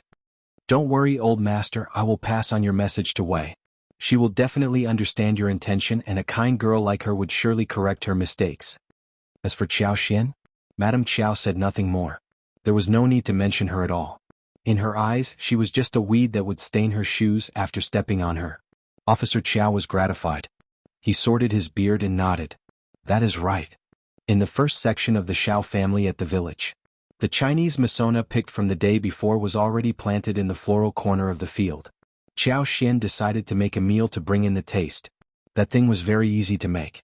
The leaves were mashed, a double layer of cotton gauze was used to wrap it, and then it was rubbed in the basin with cold water. After rubbing and filtering twice, it would sit there for a couple of days. She also got a huge amount of mint leaves from Xiao Taotao, who minced it so as to extract some juice from it. She made a huge bowl of brown sugar and added some honey into the bowl. When the jelly was made, she carefully added 1 spoonful to the bowl, mixed it and added some brown sugar water, some mint juice and served it to everyone. Xiao Taotao was instantly attracted to the jelly-like texture, smooth and sweet. This is called jelly. So tasty, better than the pastry bought in the town. Fifth sister-in-law, can we sell this too? There are still many Chinese Masona in the mountains. We can use them. Yes, we can try that. Yeah, it is so tasty. Miss Fang was astonished as well. She ate 1 bowl and praised Qiao Xian. You are really clever to find such a wonderful trick. It is a good snack during summer. Miss Fang did not care if they had to use some sugar in it. Qiao Xian served a bowl to Xiao Yunduan, who was busy studying at home. She blinked and asked for praise. What do you think? Xiao Yunduan took 1 bite and the sweetness went straight into his heart. He nodded. It is so tasty, no one else would be able to think of how to make something like this. That is right. Qiao Xian was satisfied and proud too. Let me think more about this. Maybe we can add more ingredients for better taste. Mint and sugar were the fundamental things for jelly. Some other spices like raisins, chopped walnuts, almonds, shredded hawthorns, sweet red bean paste, milk, juice, chopped fresh fruits could also be added alongside. Xiao Yunduan smiled. You will definitely figure it out. Chapter 172 The most steady protection. Xiao Xian was even more pleased. She said with a smile, eat it slowly, I have other work to do. We are going to have good food to eat tonight. Okay. Seeing Xiao Xian leaving and closing the door, Xiao Yunduan could not help but feel warm. She made him so happy when he saw her making different food every day with Tao Tao. Their home was lively, bustling. It was such a comfortable feeling. Therefore he was going to study harder and make it to the recommended man so they could all be under the most steady protection. Xiao Yunduan finished the bowl of jelly which was sweet and fresh, and continued with his studies. Xiao Xian and Xiao Tao Tao, when they finished the jelly, started to make braised meat. The room was filled with cheers and laughter. The whole family loved Xiao Xian dearly. She only needed to give instructions and everyone offered their help immediately. The dinner was a feast. Sour radish was diced, sour beans were cut, whilst chili and the marinated intestine were fried together. The smell of sour and spicy as well as fragrance started to spread all across. When thinking about salted duck eggs before, Xiao Xian had bought several jars. She made some salted duck eggs and century eggs, and also pickled a jar of kimchi. White radish, beans, cabbage, lettuce and ginger were all put in it as well. Everything was ready by this point to be eaten. Braised pork liver and ears were sliced, and pig trotters were placed directly on the plate whilst pork heart was stir-fried with garlic sprouts. Pork belly was stewed with soybeans and almonds for soup. It was a table full of braised food as well as 2 fried vegetables. The fragrance spread across everyone's nostrils. People in the village rarely ate inner organs, since the taste was too heavy and difficult to handle. It took a lot of oil and seasoning to make it delicious. It was better to buy meat. After all, meat was fragrant no matter how deeply fried it was. Meat dregs when stir-frying were also delicious. It was a table full of pig inner organs, which changed their minds of how the inner organs could taste like. Again Xiao Xian was highly praised. They kept saying that the inner organs could also taste so good, better than meat. The hot and sour large intestines, crispy pig ears, fragrant and brightly colored braised pig trotters, and delicious pork belly soup were all delicacies for them. The following day Xiao Xian guided Xiao Tao Tao to make more lipsticks. Xiao Xian used the excuse of visiting floral fields to inject her superpower there. Soon the roses and other flowers were blooming across the whole yard, giving off a fragrant smell. In the meantime there were some fresh flowers that were budding. The garden was full of a beautiful sea of purple and red, making people feel really fresh. The bees were buzzing about and working hard. It would not be long before she could harvest honey again. The flowers in the yard were especially attractive to the bees, and the honey was produced in a large amount. Xiao Xian could see 3 or 4 bees picking nectar from the flowers. When they were sorting the floral fields, she had made the plan and built a 2-story shabby room. The second story was for storage. There was one middle-sized room on the first floor, whilst the other place had 1 wall, and 3 sides open like a workshop. Whilst the others were picking flowers, cleaning materials and grinding them, Xiao Xian was making lipsticks in the room filled with light. She asked Tao Tao to help her with everything. Since she intended to cultivate Tao Tao, she asked Tao Tao to come and learn how to do that right away. Xiao Xian did not hire anyone from the village, except for the task of flower picking and mincing. Moreover, she could just hire someone else to do other labor work. Chapter 173 Yuezheng Xiao's sneering, but that was something for later when they had built new houses. The yard at home was not big enough. While Xiao Xian was busy making money, Xie Jingrong and Yuezheng Xiao were getting ready to leave the county. When they were just about to get on the wagon, strategist Lu hurriedly walked up to them. It was really very accurate timing. Strategist Lu had planned it meticulously. He had been waiting next to their place for a long while before appearing at the right time. Young Master Xie, please stay put. Xie Jingrong paused and turned around looking surprised. Strategist Lu, it is very kind of you to see us off here. Strategist Lu smiled and said with a friendly tone, you are the honored guest, it is my duty to do so. He did not dare to say anything more but handed out an appropriate brocade box. Young Master Xie, this is the Chinese fleece flower root which our officer has found. It is confirmed that this plant is over 200 years old, which is very rare. Our officer says that he should not keep the treasure, and instead you should have it. Maybe it can be put into practical use by you. This way the good things would not be wasted. It is a gift from our officer, please accept it. Okay, I won't delay your departure. Have a nice trip, bye for now young Master Xia. Strategist Lu said all of this with a smooth smile. When he was done, the brocade box was already in the servant's arm. He took a step backwards and turned around, leaving. He did everything really fast. Xie Jingrong was speechless. Everyone present. The servant, who was holding the box, turned to Xie Jingrong helplessly. What? Yuezheng laughed. He looked at Xie Jingrong and grinned. Officer Qiao is fun, brother Xie, now you owe him big. Honestly speaking, a Chinese fleece flower root over 200 years was indeed very rare, and Xie Jingrong was taking that for his grandma. County Magistrate Qiao gave it to him so that the family could owe him a favor. Yuezheng sneered. What a tricky officer Qiao, so shameless and snooty. How did he manage to cultivate a daughter like Mrs. Xiao? Was he blind to have treated the elder Miss Qiao as treasure rather than look at Mrs. Xiao instead? No wonder Mrs. Xiao insisted that they should not reveal her identity. It would not be good. If Officer Qiao learned that it was Mrs. Xiao who had found the 500-years-old Chinese fleeceflower root for the Xie family, he would have forced her to ask for the favor for him. What if he learned about the lipsticks business? He would definitely do something worse. Mrs. Xiao was such a pitiful girl. She must have led a very difficult life. Xie Jingrong frowned, thought for a while and said to the servant, "Return the brocade box in the intact state to Officer Qiao personally. Just tell him that I have found the Chinese fleeceflower root I needed, and I do not want to take advantage of Officer Qiao. Officer Qiao should keep it for himself." Having given the instructions, Xie Jingrong turned around, went on the wagon and ordered the staff to leave. Yuezheng was not surprised by what Xie Jingrong did. This young man looked gentle and handsome, almost as if he were weak, but he was the lineal elder grandson of the Xie family, who could never be simple-minded or fragile.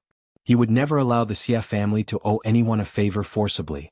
No one could suck up to him easily either. Yuezheng teased him. But a 200-years-old root isn't that bad either. Why not keep it for Officer Qiao's sake?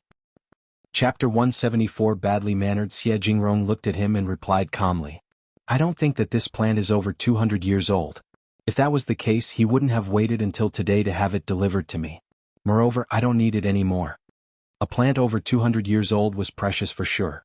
County Magistrate Qiao would have definitely not waited. Instead, he would have come to the hotel the moment he found it. He should stay away from this man as far away as possible. He already had one 500-years-old plant with him. What was the point of having another one that was less impactful? Startled, Yuezheng responded. Really? But, can he really lie to us? The Xie family would definitely hire someone to test the plant. Xie Jingrong immediately countered. So what? He is not an expert, and maybe when he gets to know that he has got a wrong confirmation he would prepare an expensive present and come to the Xie family, telling us that he was cheated as well. Yuezheng. How horrible are people in the official field? Xie Jingrong smiled as he tapped the table. That was why he never intended to take any more imperial examination, after he made it to the recommended man level. There was more than one person in the Xie family who could become active in the industry. On the other side, Officer Qiao, who had been waiting, was dumbfounded. Young Master Xie's servant did not smile but showed a very distant look. He rode away the moment he returned the stuff. Officer Qiao felt really humiliated. He lectured strategist Lu with a blackened face and then turned to Madame Qiao. Madame Qiao was taken aback as well. This can't be possible. How can one turn down a friendly gesture? You offered the present so generously. How could young master have done that? It is so badly mannered. Officer Qiao was annoyed too. Young Master Xie is really ill-mannered. I should have delivered the present personally.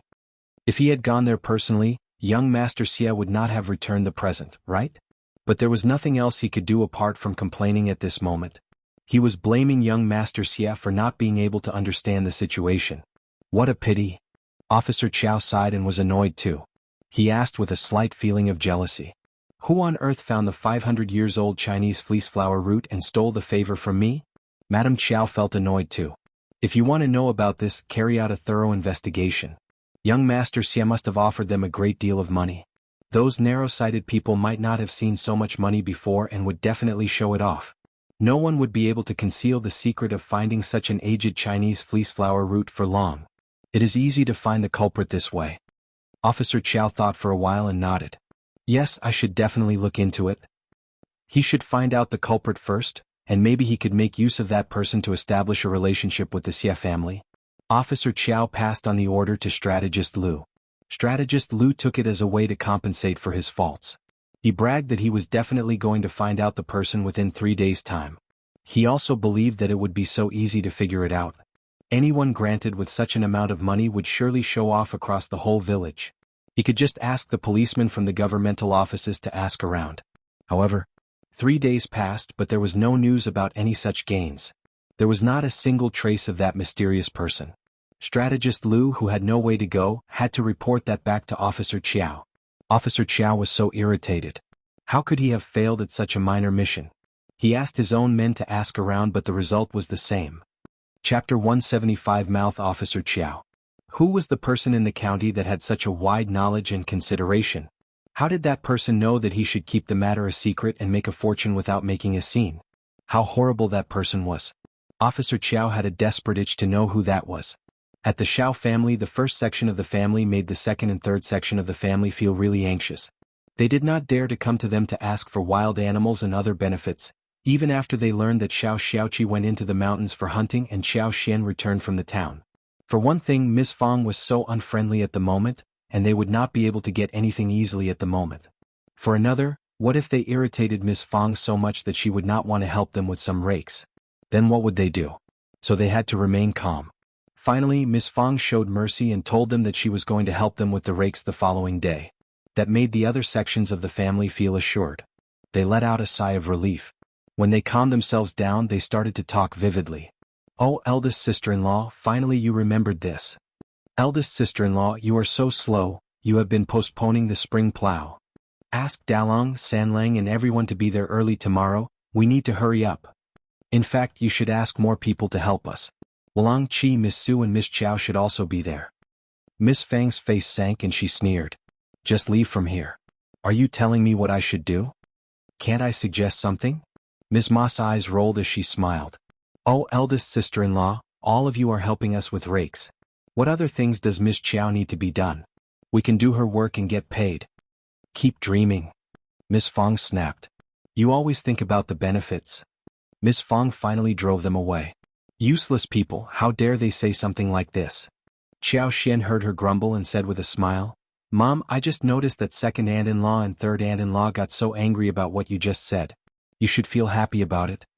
Miss Fang laughed. "True, you are right." The next day, the first section of the family were still busy with their work. Before second uncle and third uncle could ask them what was going on, they were startled to see that Miss Fang had spent money hiring some family with bulls to do the work for them. "Eldest sister-in-law, that is such a waste of money." People might have thought that they were concerned about the first section of the family spending their money, but Miss Fang understood exactly what they were thinking. They thought that the money of the first section of the family was theirs, and they were always trying to get money out of them. They were so concerned about spending the money that should have been theirs. "I am wasting my money, so what? The job is getting done, what more do you have to say?" Second uncle opened his mouth. "But your sons are free. I don't want my sons to work for you, so what? Look at the rakes, I have fulfilled my promise and that is it." Third uncle countered. "If you already had this plan, why not tell us earlier?" "Yeah, we have all been so worried." Chapter 176 Jealousy. Miss Fang smiled briefly. "Well, I didn't tell you earlier because I was worried about any unforeseen changes." Second uncle and third uncle suddenly ran out of words. They exchanged a look between themselves and left. They went into the field and started to watch the people doing the rakes. They had taken advantage of the first section of the family, but it felt as if they had turned hollow inside their hearts. They did not seem to feel that good. In fact, they started to feel even more jealous. They could not help but feel emotional. It was so good to be rich and have a rich daughter-in-law, but their eldest sister-in-law had coaxed Miss Qiao for her dowry. She must be spending Miss Qiao's money which she had brought to her own pockets. But that was her daughter-in-law. Miss Qiao was so stupid as to have been cheated. Maybe they could even let their own daughters-in-law and daughters trick Miss Qiao. When Xiao returned from the school, he brought an invitation for Xian. It was from the Qiao family. Xiao did not turn it down directly and instead brought it home. Qiao Wei was setting up a feast for viewing flowers, and had invited Xian for it. Xian pursed her lips. She was indeed very uneasy about the invite.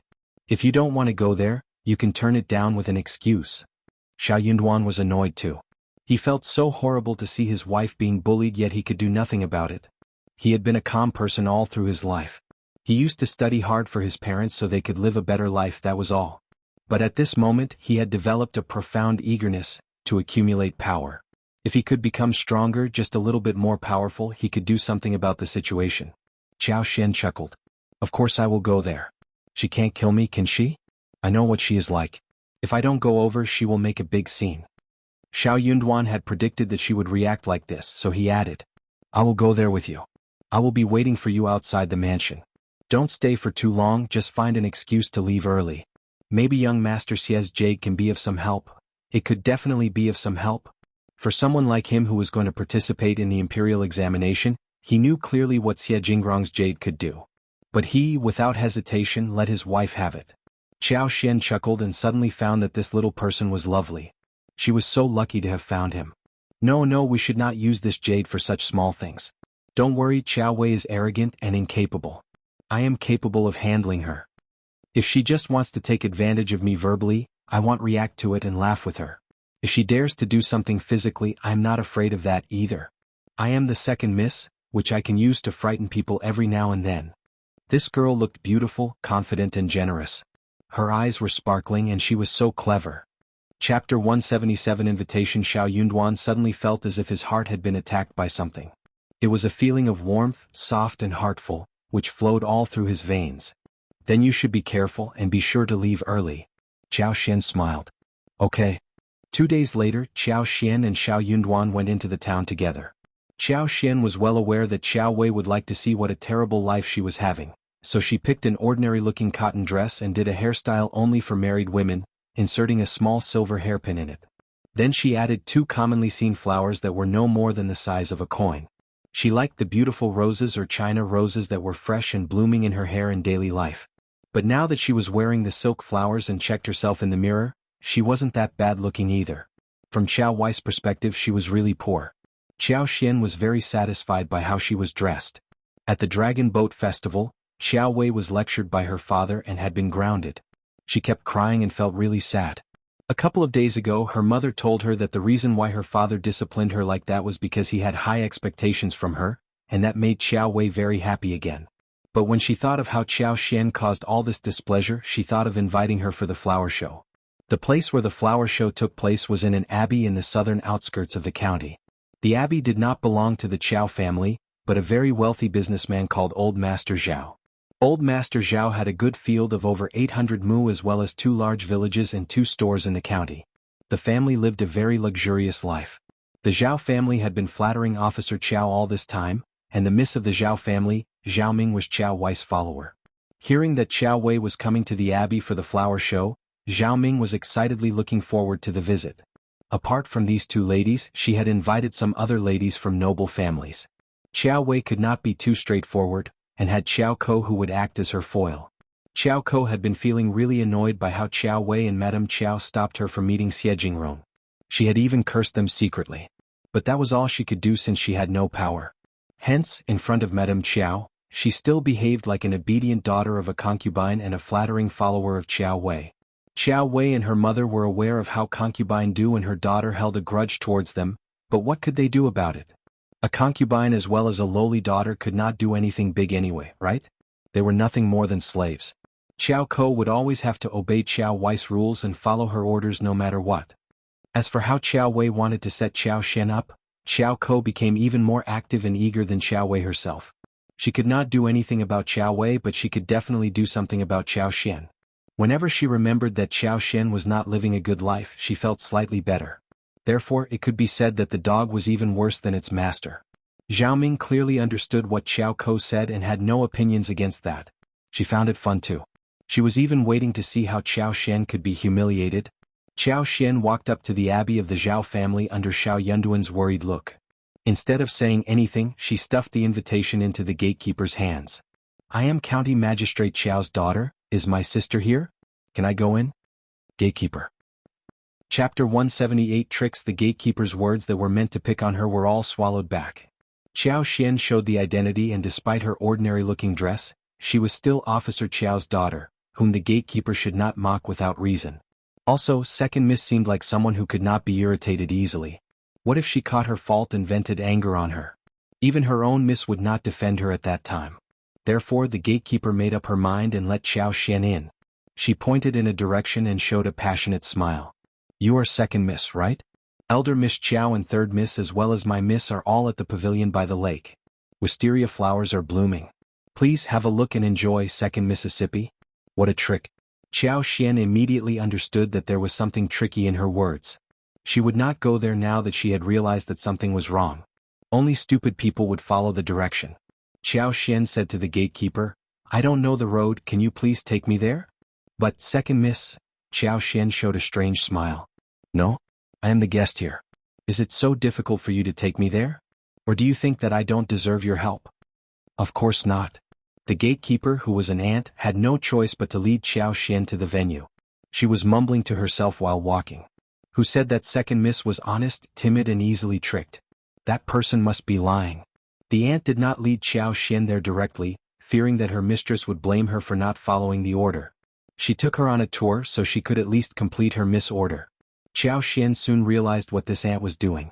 But she said nothing. She did not care if she had to walk a little more. Moreover, she was not worried that the ant would take her somewhere dangerous.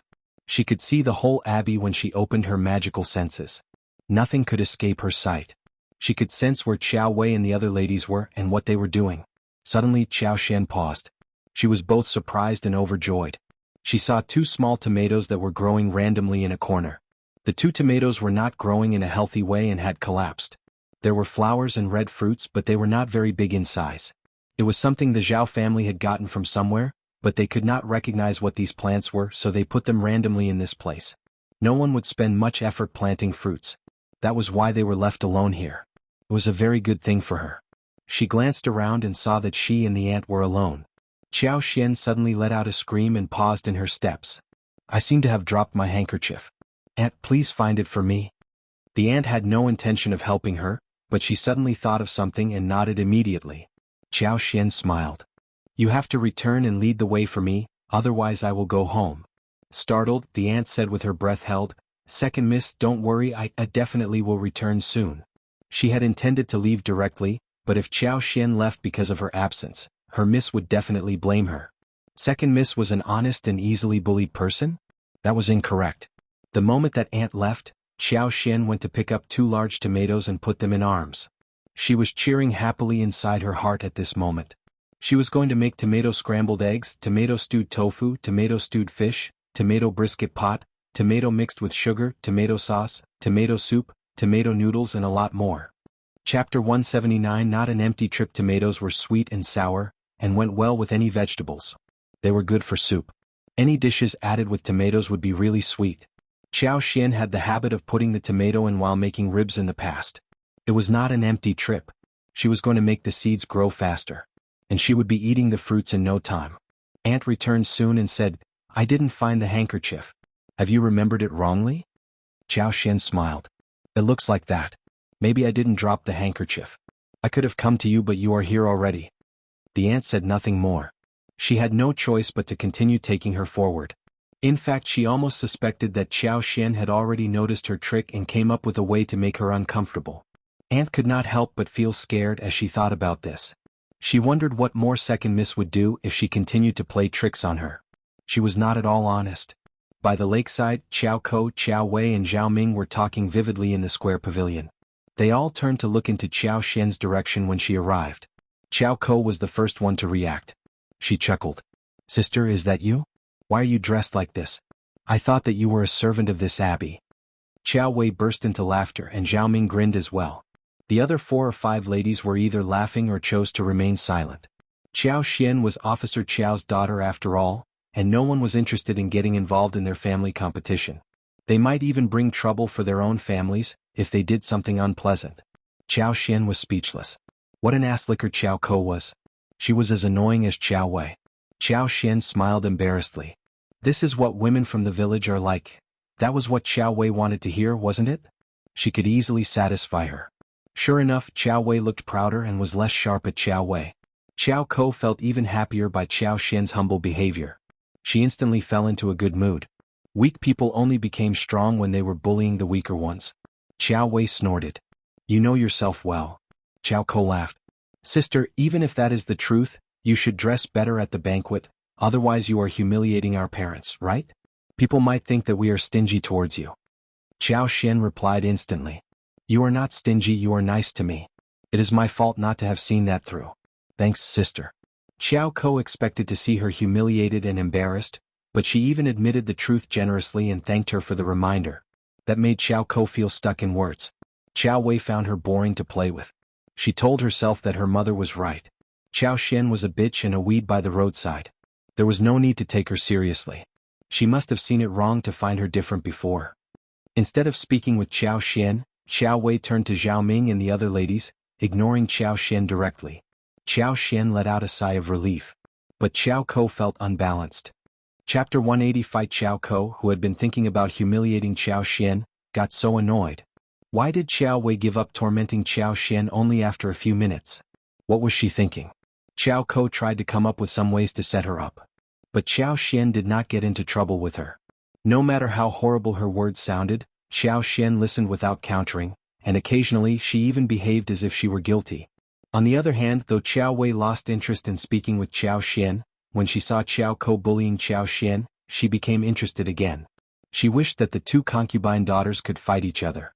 However, Xiao was too timid to cause any trouble, which made her lose interest. Of course she would not want to get involved. But the sisters of the Fang family did not like it. They helped Xiao out by engaging in a conversation with Xiao and eased her embarrassment. Jealous and angry, Xiao did not like it when someone helped Xiao out. What was the point of helping her? She was just a countryside woman. She rolled her eyes and screamed. Oh no. Sister, I just lost my jade in the water, can you help scoop it out? Thanks very much. They were all taken aback. The Fang family sisters exchanged a look between themselves and felt helpless. The third miss of the Qiao family was being so unreasonable. She could have asked a servant to fish it out rather than let second miss get it. Xiao Wei smiled and said nothing. Xiao became more arrogant as she snapped. Sister, you won't turn me down for such a small thing, right? Of course not. Xiao smiled and said to the maid, please give me a thin bamboo pole or a wooden stick. Xiao asked immediately. Why a bamboo pole? Why don't you just go down into the water? Xiao answered shyly. Just let me try, okay, sister? Xiao was stuck speechless. She glared at Xiao and snorted. What could she say? She could not come up with a counter to that immediately. She was not stupid. If she disapproved of her suggestion, it would be visible to everyone that she was just setting her sister up. It was not a glorious action and she needed to save her face. She had already noticed people looking at her weirdly. Xiao was pretending to be calm, yet she was feeling humiliated and angry inside her heart. Xiao looked as if she were very honest, but she was a tricky one. The bamboo pole was finally handed over. Xiao's jade was in the water grass close to the bank. With her superpower, Xiao could see the spot clearly. She could control the grass with her superpower so that the grass moved and the jade simply floated out.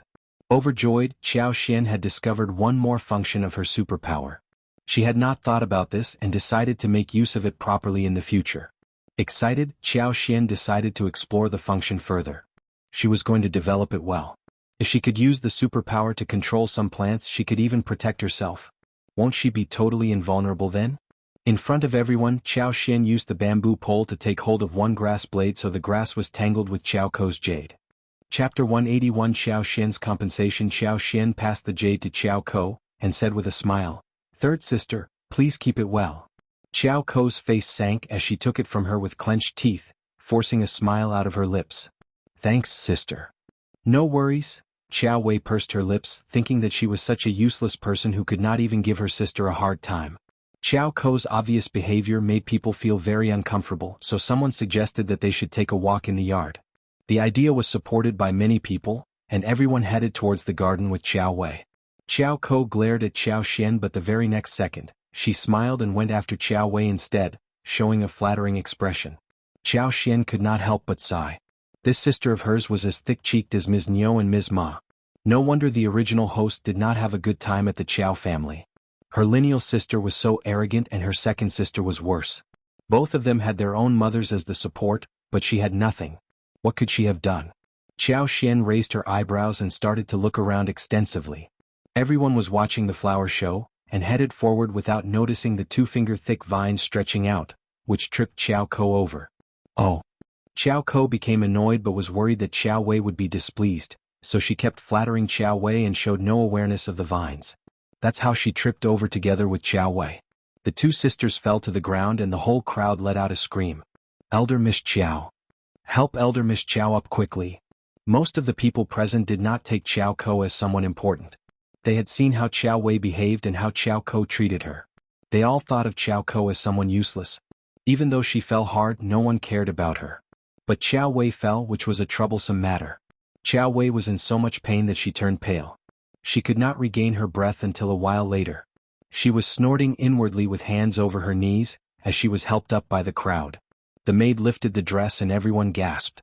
There was a purple patch on Qiao Wei's knees, which was bleeding against her fair skin. It was a very shocking scene. Bring the doctor over quickly. Zhao Ming's face crumpled as she turned to her maid and instructed. She was making complaints inside her heart. Elder Miss Qiao was hurt in her garden, and that would make her look like an irresponsible host. Elder Miss Qiao better not get mad at her. Qiao Ko was even more anxious than her. She almost wanted to kill herself. She felt like collapsing into a faint. How did this happen? She was not injured, but Qiao Wei was. Sister. Qiao Ko sobbed. I am sorry, I did not mean that, sorry. Qiao Wei felt like she was dying, but she had to keep her temper down in front of so many people.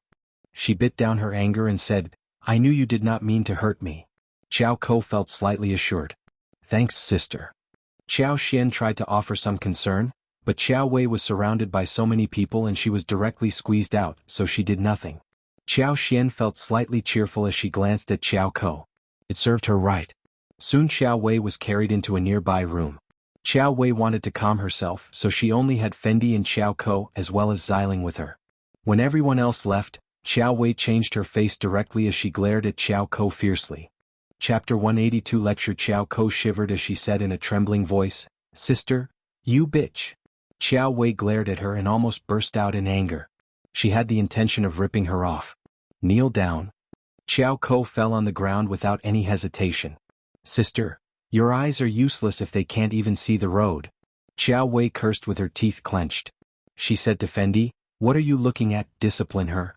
She was suffering from so much pain and she could not tolerate the idea of having been tripped over in public. Pale, Qiao Ko begged for mercy in a small voice.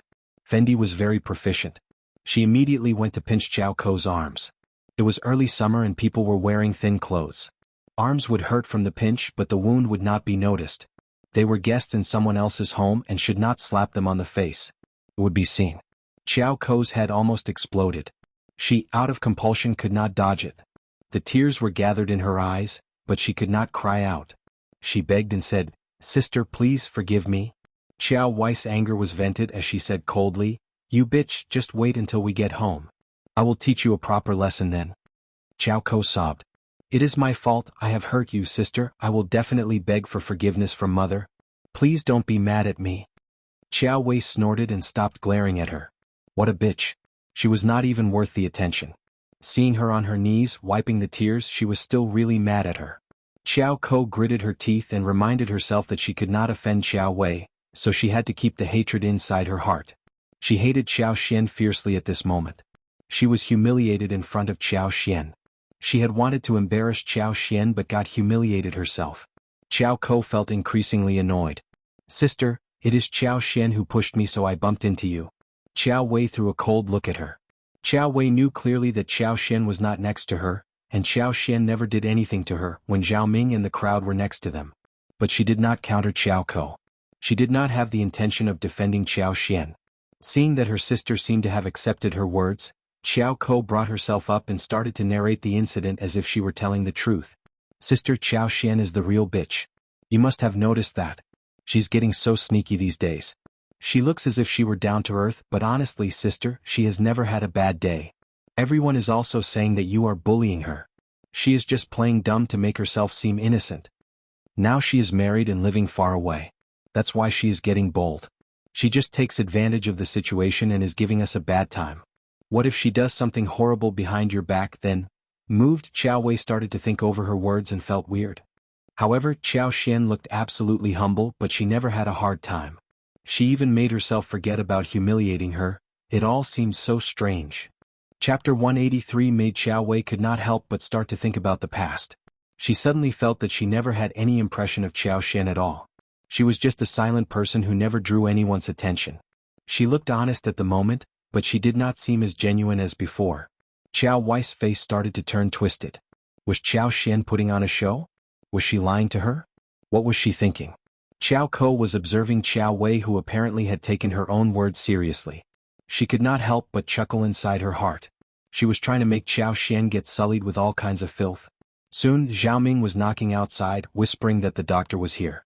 Qiao Wei threw a look at Qiao Ko. Get up. Thank you, sister. Qiao Ko answered and got up carefully with the help of the maid's hand. Qiao Wei had just skinned her knees, and the extreme pain had already passed. The doctor gave the medicine and went away. Qiao Wei was not in a mood for any more fun. Her limping leg could not take her anywhere. She even wanted to leave without eating lunch. Zhao Ming could not keep her but walked her out personally. When she left, the others did not remain there any longer and bid farewell. Qiao Xian let out a sigh of relief that she was finally going to leave. But Qiao Wei said to her, "You don't come to the town often, so come back home with me and greet our mother." Qiao Xian agreed obediently and glanced at Qiao Ko. She could see how proud Qiao Ko looked. At this moment, Qiao Xian withdrew her gaze and understood that she must have played some tricks in the middle. Qiao Xian hated Qiao Ko deeply. She was like a fly who kept disgusting people. Sometimes she just did not understand what benefit would Qiao Ko get after picking on her. It was never easy to understand what these rubbish people were thinking. Qiao Xian followed Qiao Wei and Qiao Ko to the wagon and headed towards the town. Qiao Ko kept mocking her on the way there. But Qiao Xian did not counter her and stayed silent. She was going to see what Qiao Ko would get after sucking up to Qiao Wei. Qiao Wei did not mock Qiao Xian, but called out a maid called Lu Yan. She said to Qiao Xian, "You are father's daughter and you don't even have a maid. Father would look bad in this way. Take Lu Yan home, she will be your maid from today onwards." Qiao Wei never mentioned anything about the maid's contract, because Lu Yan's contract was in Qiao Wei's hands. Qiao Xian was startled and she panicked. "I don't think it would work, we are just a countryside family. Just take her." Qiao Wei looked impatient as she said coldly, "You don't even want to accept my gift?" "No. Thanks, sister." Qiao Xian accepted Lu Yan reluctantly, but Lu Yan wasn't at all happy. She clearly knew that the countryside wasn't a good place to live in and she didn't know when she would return to the town. She did not even look at Qiao Xian but kowtowed to Qiao Wei politely. She looked extremely unhappy. Chapter 184. Maid from Sister Qiao Xian ignored her reaction. Soon Qiao Xian waved them goodbye and left with Lu Yan. The moment she left, Madame Qiao turned angry seeing Qiao Wei's wounds on her knees. Before Qiao Ko could beg for forgiveness, she scolded her and grounded her for 10 days and asked her to copy 10 scrolls of Buddha scripts. Angry inside her heart, Qiao Ko looked pitiful and helpless. She had tears in her eyes but did not dare to utter another word.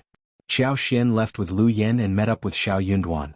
Xiao Yunduan let out a sigh of relief seeing her coming back safe and sound. But he was surprised to see Lu Yan there. He turned to Qiao Xian with a look of inquiry. Qiao Xian winked at her and said pretentiously in a weak voice, "This is Lu Yan, a maid given by my sister."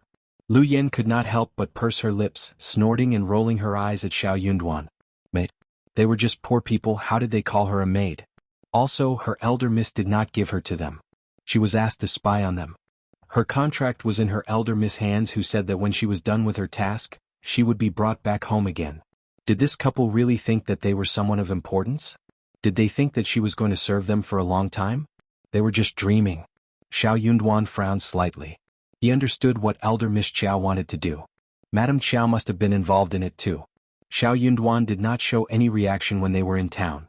He nodded gently. "I got it. Then let's go home." He was totally relieved to see Qiao Xian safe and sound. "Yes, let's go." Qiao Xian nodded and felt a bit gloomy. She could do something about Lu Yan, but she was not going to do that right away. They had no choice but to return empty-handed, instead of buying some meat and snacks for home. What bad luck for them. The roasted chicken they bought the other day was used to save the man on the road. She had intended to buy another one today. The roasted chicken looked crispy on the surface and it must be delicious.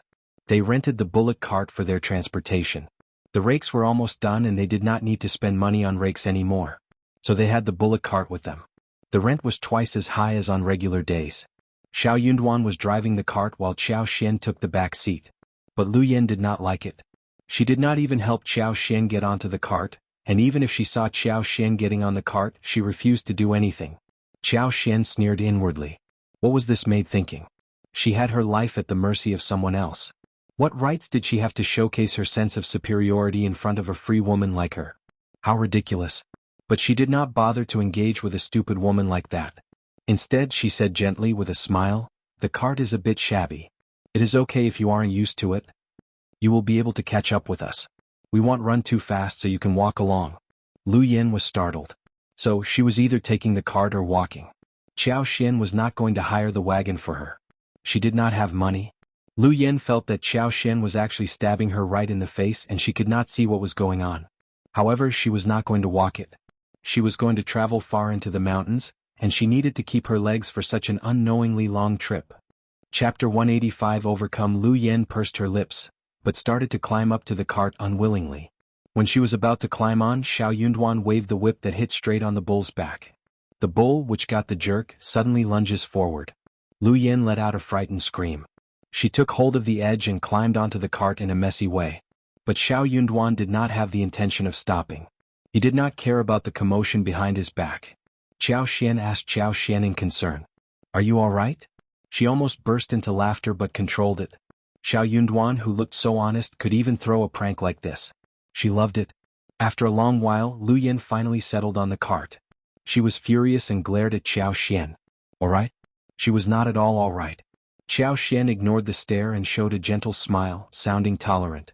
"That is how a bullock cart works, not as comfortable as a cart, so please learn to get used to it." Having said the words, Qiao Xian ignored her and whispered to Xiao Yunduan. Looking at the shabby cart, and the chair that had been taken by Qiao Xian, she found that she did not even have anywhere to sit apart from the filthy board. Moreover, her hands were still on the board. Lu Yen felt so disgusted that she raised her hands in the air. The next second she again got flung backwards on the cart, and almost got herself smashed on the board. Feeling wronged, Lu Yen burst into tears. She felt so humiliated, but she did not want to show it. So she tried to hide the sobbing sound. Poor her. Why her? Why was she suffering from misery? She did not want to stay here anymore. She turned to Qiao Xian's retreating figure. It was the second miss who made this happen. She was going to see what second miss had so she could take revenge on her when she returned. Finally, they arrived at the village. Xiao Yunduan and Qiao Xian led Lu Yen home. Seeing the shabby-looking house, Lu Yen felt even more sad. What a terrible place. Qiao Xian felt a little bit troubled too. What was she going to do about the accommodation? They had 2 rooms available, but they needed to be cleaned up. Qiao Xian presented Lu Yen to Ms. Fang and Xiao Taotao. Then she turned to Lu Yen. "Come and greet Madame Xiao and third miss."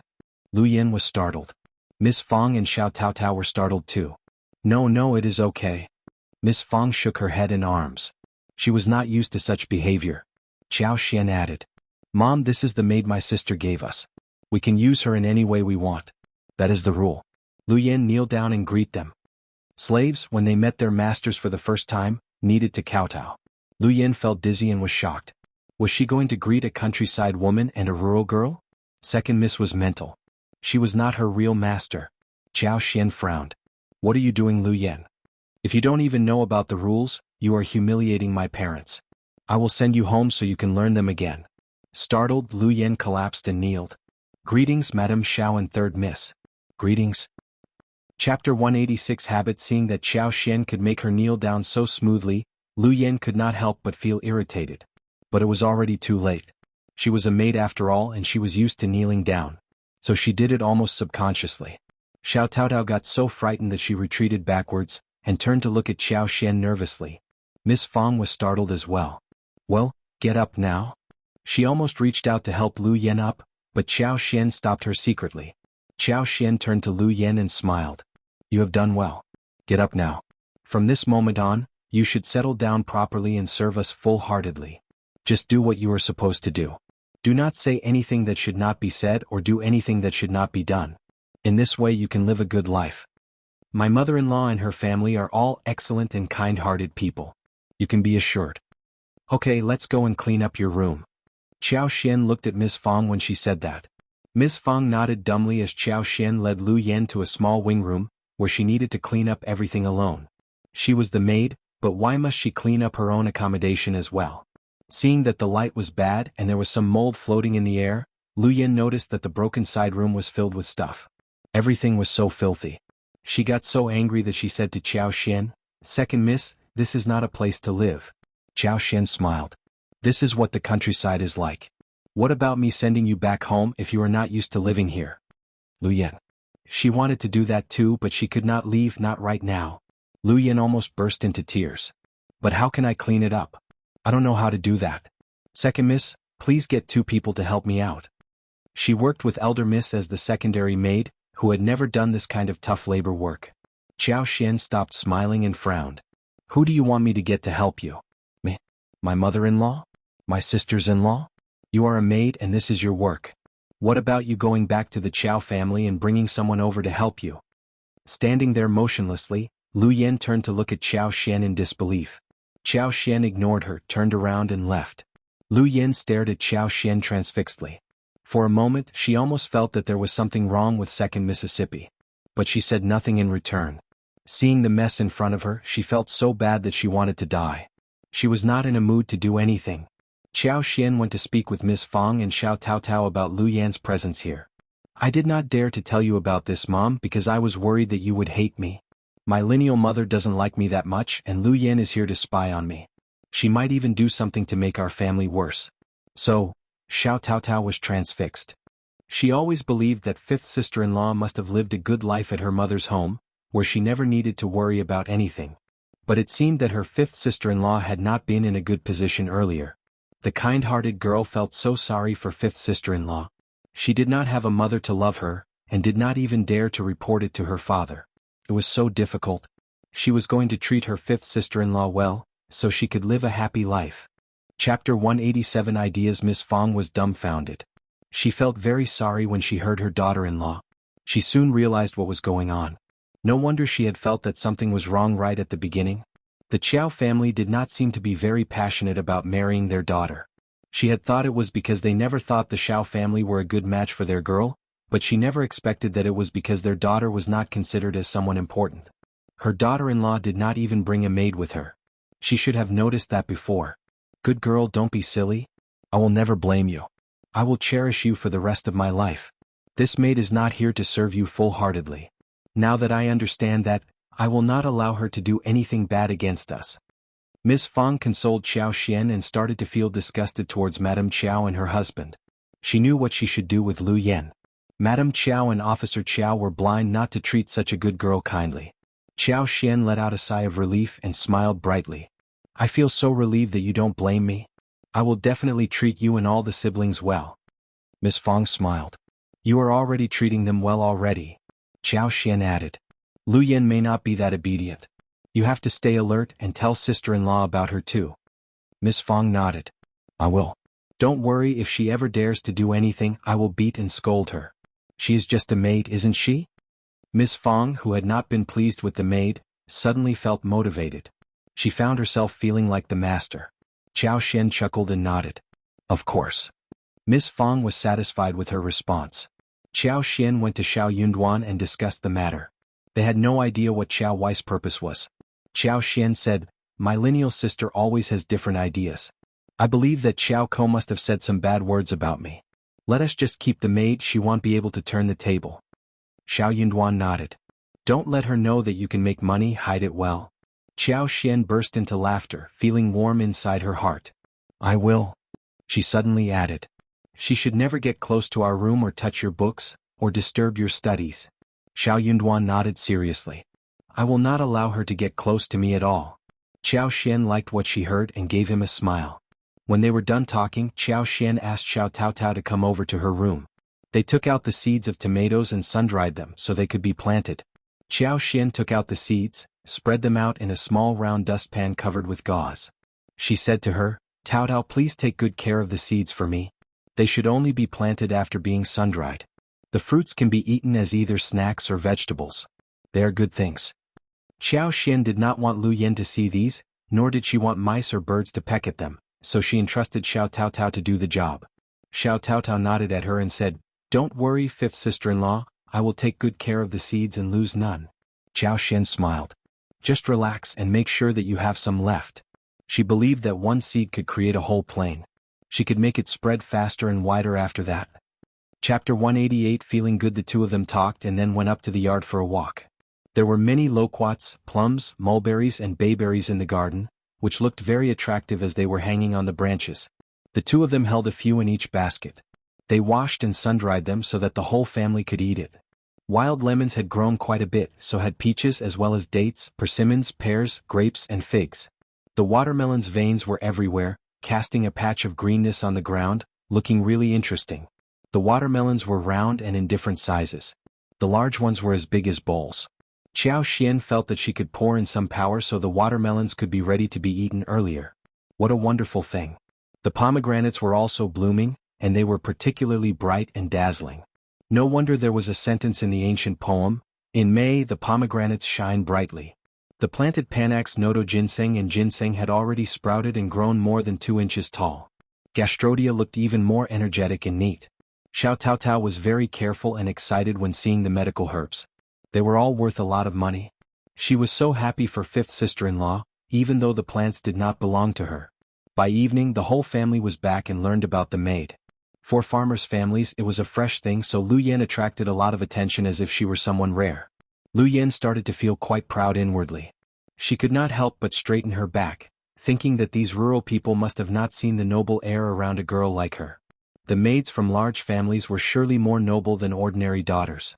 Also, she was in a better position than those from the large families, since she was working at the officer's home. These rural people must feel so ashamed and jealous seeing her. But those villagers felt strange as to why she looked so proud. Only Qiao Xian and Xiao Yunduan could tell what she was thinking, and they rolled their eyes inwardly.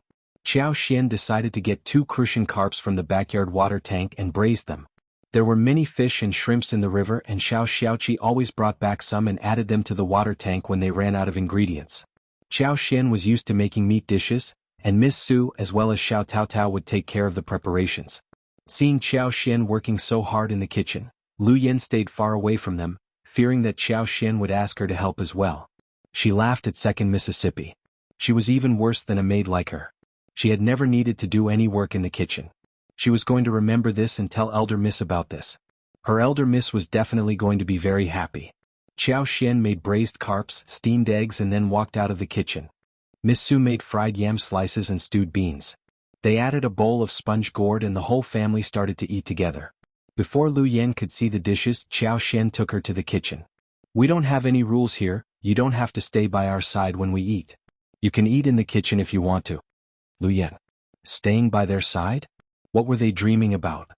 Chapter 189. Too lazy. Thinking that the rural people did not live in a luxurious state, Lu Yan refused to eat with them on the same table. So she nodded and left. Qiao Xian smiled and went for lunch, leaving Lu Yan alone in the kitchen. Lu Yan looked at the dish that was left for her. There was half a bowl of rice with yams and beans as well as some slices of gourd. All were vegetables and there was not much oil in them. How could this be edible? Miss Fang told Miss Qiao to put in as many seasoning spices as possible, which was much better than before, considering that the family had plenty of money for the moment. At least right now the dishes were not tasteless. But compared to the kitchen of the county magistrate's home, the dishes definitely paled in comparison. Lu Yan was a secondary maid who was used to eating meat during every meal. Whenever Qiao Wei was happy, she would even give the maid some desserts or leftovers of the delicious dishes. So, Lu Yan was not at all used to the poverty she had to face now. Seeing the rice and vegetables, Lu Yan suddenly felt unhappy. How could this food be eaten?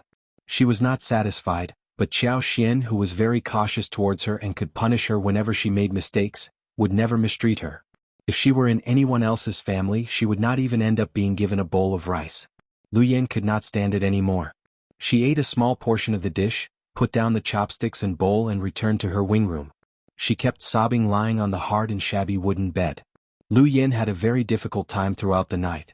The following day when Lu Yan woke up, she was feeling very sore on her limbs and back.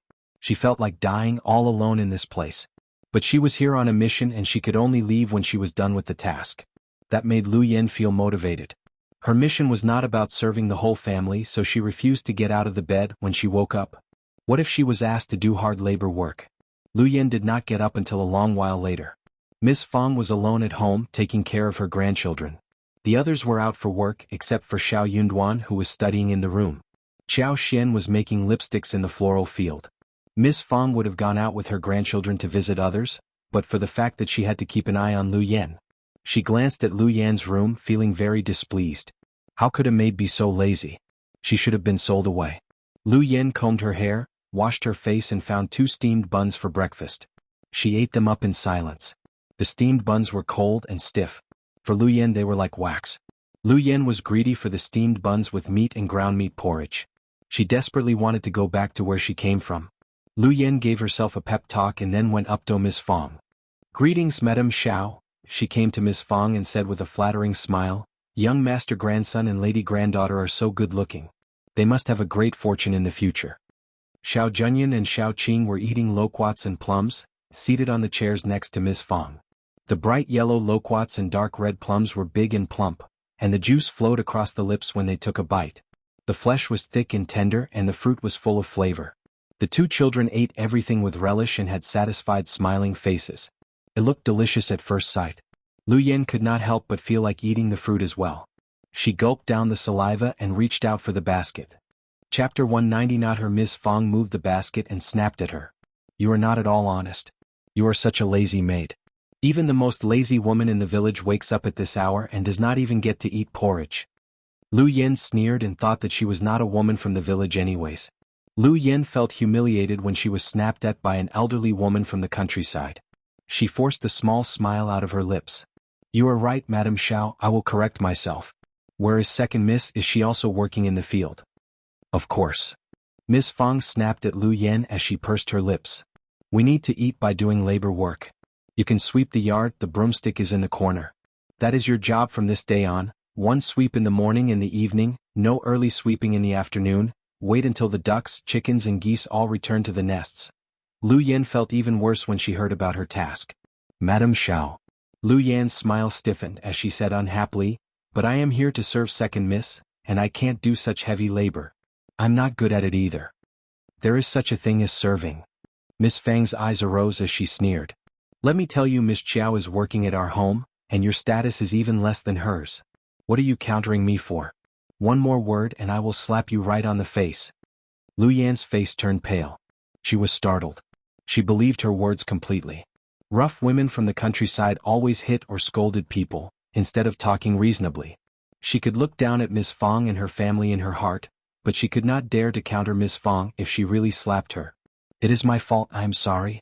Madam, don't be mad, I will sweep the floor now." Instead of arguing, Lu Yan started to sweep the floor. Miss Fang frowned. Xiao Taotao had swept the floor early in the morning. Lu Yan could never do a good job. This was such a mess. Miss Fang looked down at her inside her heart.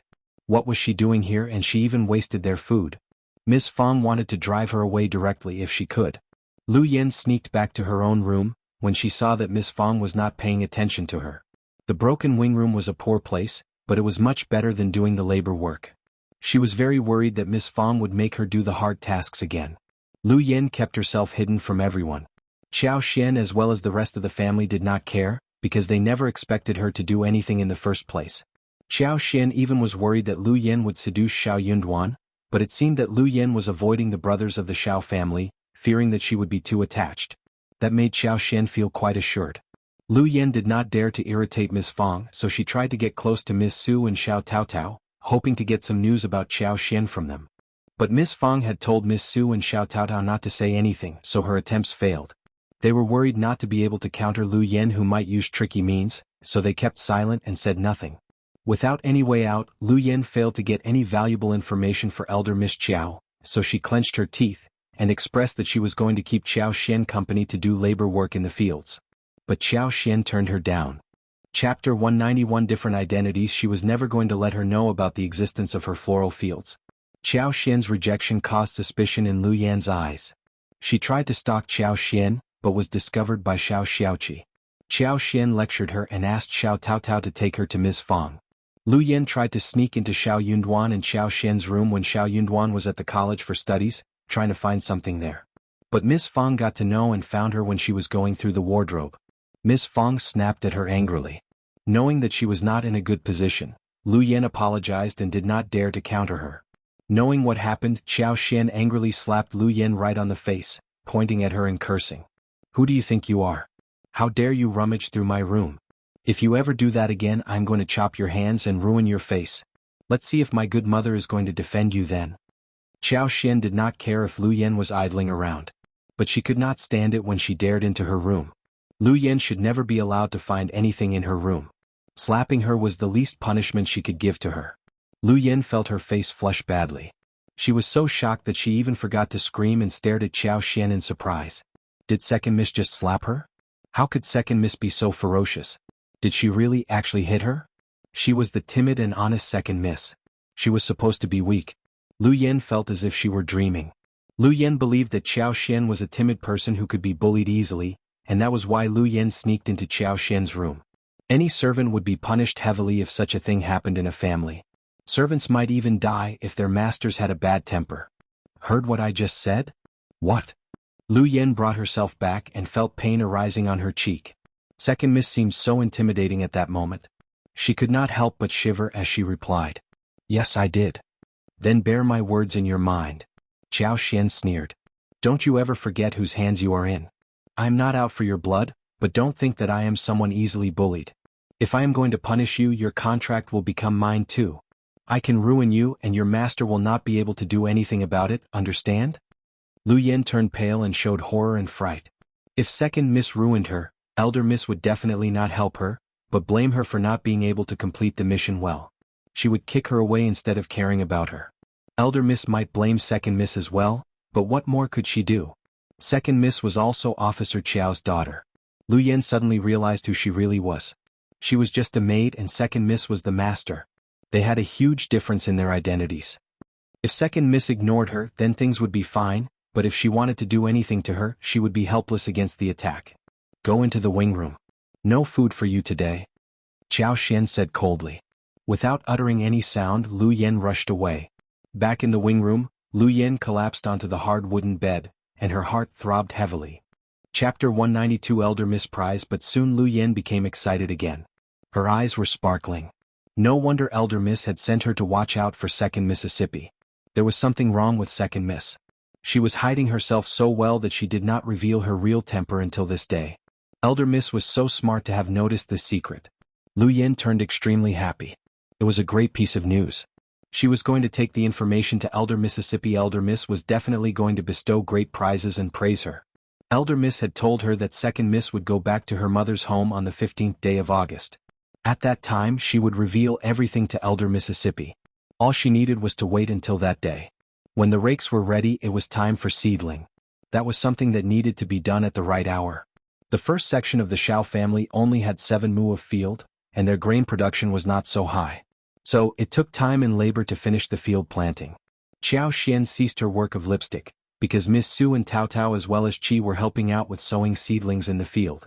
Miss Fang was cooking at home, and Xiao Xian was asked to take care of Xiao Junyan and Xiao Qing. As for Xiao Yunduan, he was busy studying in his room whilst the other brothers were out in the field. Second and third sections of the family again came to the door. They first started to coax eldest uncle outside home. As a result, at dinner time, elder uncle said, "Let's take an early break tonight. We need to get down to work on the seedlings in the field. When you are done, you can help second uncle and third uncle as well. It is a very important matter that can't be delayed."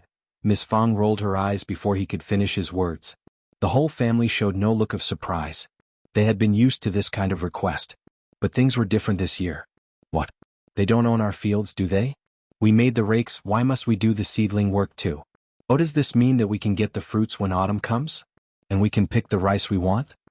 Are they so handicapped that they can't move at all? Eldest uncle frowned. How can you say things like this? We talked about this before. We will forget our past grudges and start fresh. Why are you still thinking about this? Miss Fang got even more annoyed. Of course I am thinking about it. I am telling the truth. They betray us and then they badmouth us. Why must I forget about this? Why are you thinking about making us do all the work for them? We are all so busy they can do the seedling work themselves.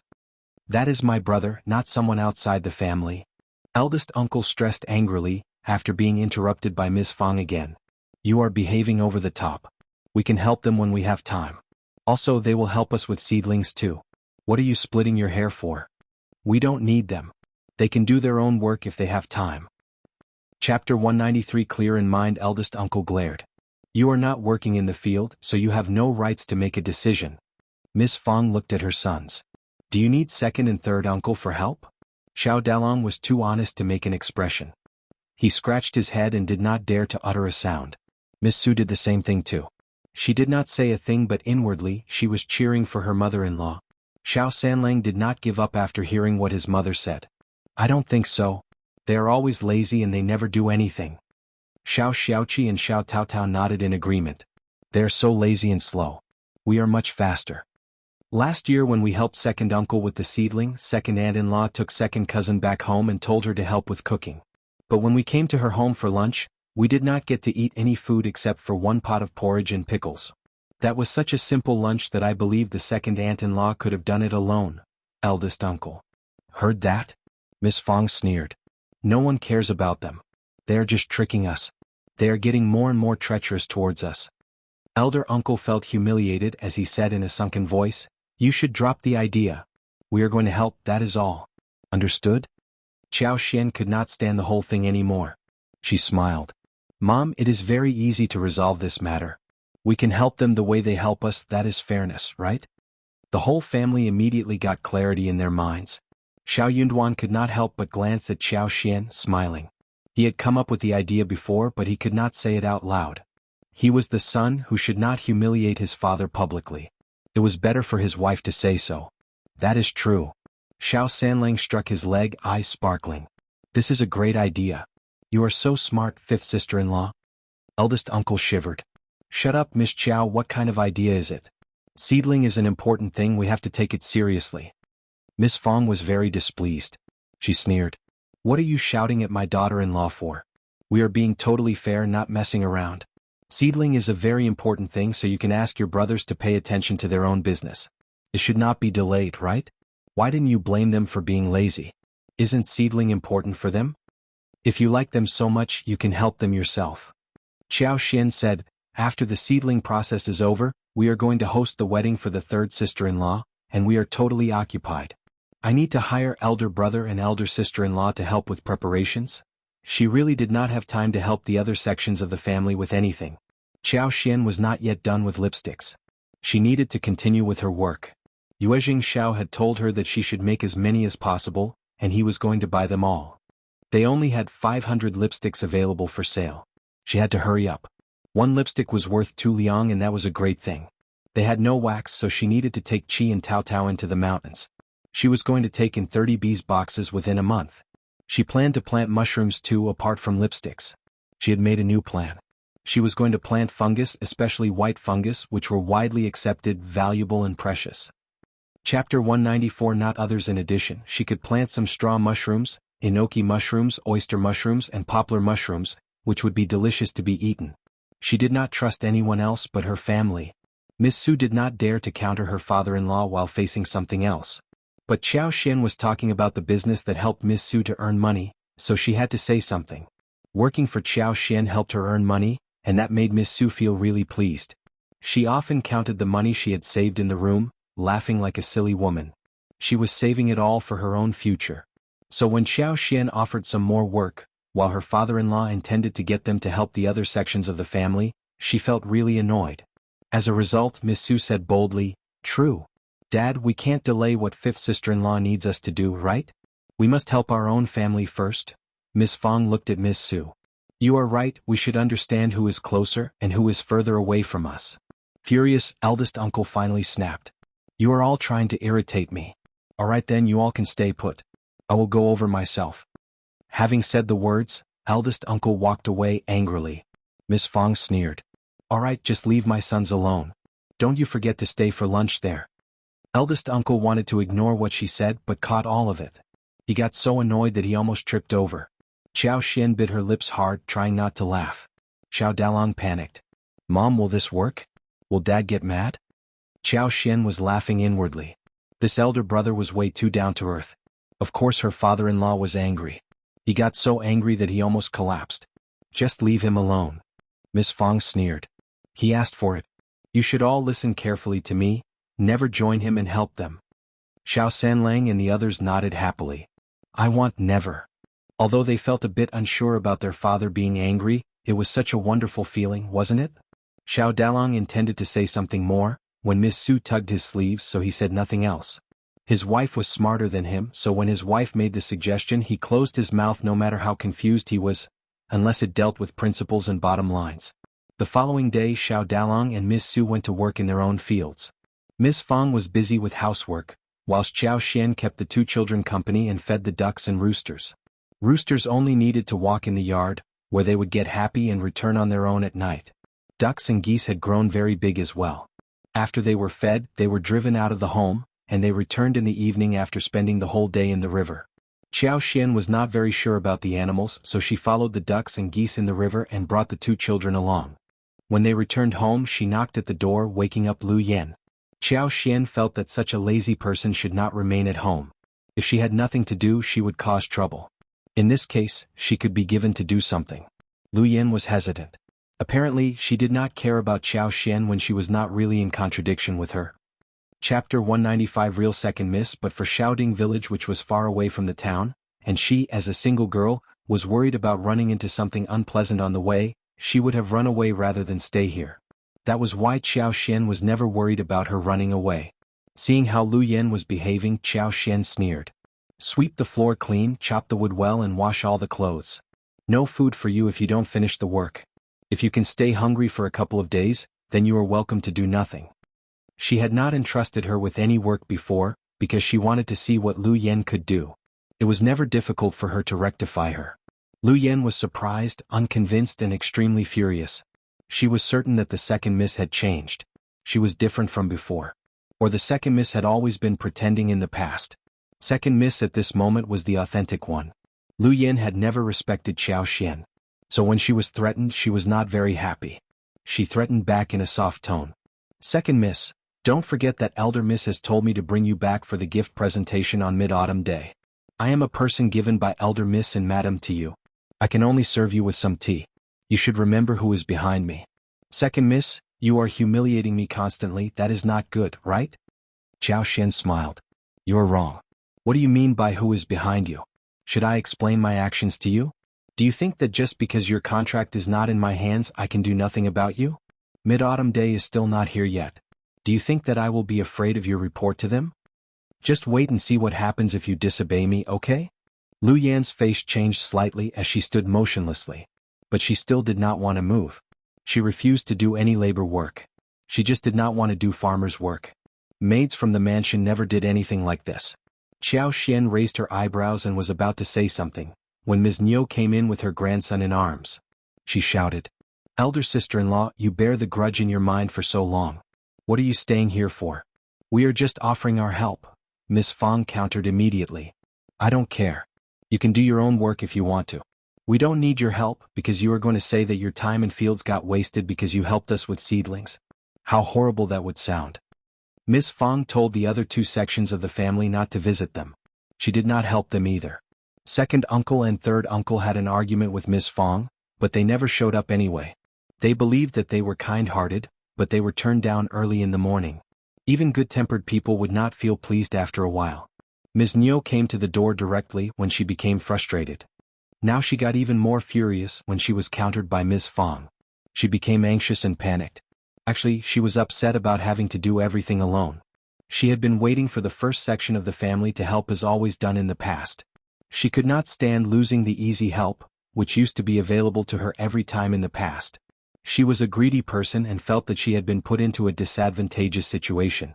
Miss Fang was so disgusting, she thought. Ms. Niu glared at Xiao Xian. She felt that it was all Xiao Xian's fault. Chapter 196 Fierceness. Ms. Niu regretted so deeply that she had not protested against this marriage. Nothing good had happened after Miss Qiao became part of the family. Xiao Xian did not care about her reaction.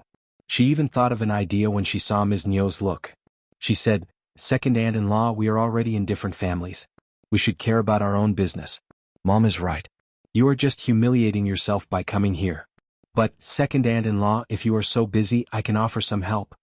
She pointed at Lu Yan and smiled. This is my maid Lu Yan. Why not take home and make her do your work? You can do whatever you want with her. Maybe she can be of some help to you. Ms. Niu, who had been so angry a few seconds ago, stopped as she heard the words. Are you sure? You are going to let me use your maid? Yes. Xiao Xian nodded. Ms. Niu could not help but turn to Ms. Fang, who snorted and looked unwilling, but she said nothing more. Ms. Niu felt slightly better. She snorted. That is good, you should never break your promise. Ms. Niu would never lose any chance of taking advantage of anything. Of course not. Qiao Xian said to Lu Yan, what are you standing here for? Why don't you go home with second Madame Xiao? Listen to her order, otherwise she is going to punish you, got it? Ms. Niu felt so happy hearing herself being addressed as second Madame Xiao, as if she had already risen higher. She glanced at the maid. Lu Yan, just follow me. Lu Yan looked at Qiao Xian, bit her lips and followed Ms. Niu. Lu Yan felt somehow proud inwardly. She believed that Qiao Xian must have been scared by what she said, so she did not dare to do anything to her. So she drove her away just to hide how humiliated she was. All right then. She could leave. Miss Fang sneered. The maid is going to soon know what kind of hell she is going into. Qiao Xian was not a hard-hearted person, nor was Miss Fang. But they had the right methods to give Lu Yan a hard time. They just did not want to get themselves stuck with too much trouble. Lu Yan would soon know how hellish life could be, when she ended being with someone like Ms. Niu. What was she thinking when she put on a look of who she was? Hearing what Miss Fang said, Qiao Xian understood that her mother-in-law knew what she was doing. Mom, you know me well, that maid has to go through some difficulties so that she knows what the world is like. In the afternoon, Xiao Dalong and the others came home for lunch. Qiao Xian helped with dough making and noodle kneading. A while ago at home, Qiao Xian cut chili noodles, shiitake mushrooms, egg skins, pork belly into dices and fried shrimp, minced garlic, minced green onion, minced ginger, fried peanuts, and put them into a large jar just to mix with noodles. Apart from the noodles, she picked some beans, celery and scallions from the yard. The beans and celery were chopped, blanched in boiling water, while scallions were cut into minced green onions as seasonings. When the water was boiled, the noodles were cooked, and scooped up so the vegetables, sauce and sesame oil as well as vinegar were mixed with pickles from the jar. It looked tasty and appetizing. The dish was simple and the meal made people feel so satisfied. Chapter 197 Balanced. Qiao Xian picked up some mulberries and plums from the garden, washed them and put them in bamboo baskets for everyone to satisfy their cravings after lunch. She did not work in the field, so she tried her best to let the whole family eat well. But she did not see any cucumbers and she wondered if cucumbers were commonly seen at this time around. Otherwise, she could slice cucumbers and stir the slices with noodles. They would be tasty and fresh. As long as she loved it, she could let the fruit trees grow all kinds of fresh fruits throughout the whole year. But that was not very scientific and she might cause a sensation. At this time, the loquats were already out of season, and there was still a small portion of plums, mulberries and bayberry. They would go out of season in about 10 days at most. But peaches, grapes, watermelons could be eaten again, then figs and then pears, dates and pomegranates would be ripe enough. Eldest uncle was still very angry with Miss Fang. He was wearing a bad look on his face. The whole family had been fed up with the second and third sections of the family during the past few years, and they did not want to slow her down or hold her back when their mother took the lead and protested against it. So no one cared about eldest uncle's look. That made him feel even worse. In silent mutiny, he stopped the work of his own family but went down to the third section of the family to help him. Third section of the family was not giving him a good time. Lulang was someone who worked over a desk and there were no other sons who worked in the field. Eldest uncle just could not stand that the third section of the family missed the spring plow. But the second section of the family felt very imbalanced in their hearts, thinking that their eldest brother should be fair. He could not just help the third section of the family, but also the second section of the family. Eldest uncle felt very uncomfortable. In his opinion, they were brothers. They just lived separately because they had more and more new people coming to the place. But the whole family was still one. The whole family should stay together and help each other. As long as they combined forces, they could all have a better life. He really did not think that it was a problem if his sons worked hard for the other sections of the family. Nephew Lulang was physically weak and he could not go down and work in the field, so he felt that it was totally normal if he helped out his third brother and his family. But what did his second brother mean when he had so many helpers? Why must he go and help them? When he refused to, he was considered as not being fair. It was not about fairness. It seemed that the second brother and his family did not understand the idea of being one family. Eldest uncle felt really emotional. He tried to explain to the second section of the family, which made second uncle further irritated. But he stopped when he thought of how his wife got a maid from the first section of the family. Eldest uncle felt better thinking that he had managed to convince his second brother. Look, he understood it. He can see through my ideas. Miss Fang did not care about her husband working for the third section of the family. He could continue to be there. As long as his own family was on the right track, he could be left alone. They had not been to the town for days and Xiaoqi had not hunted in the mountains, so Miss Fang bought some tofu from the wandering sellers. Xian made food at night. Tofu was fried in oil and browned on both sides. She was going to make a dish of stir-fried tofu with green peppers and mushrooms. A large catfish was killed, and she stewed it with the sauce which had been mixed with noodles for lunch. 2 more crucian carp were killed, and after the cuts were made, they were wrapped in flour and fried and then braised. She also made another fresh bamboo shoot soup and 1 dish of fried beans. A table consisting of 5 dishes made a good meal.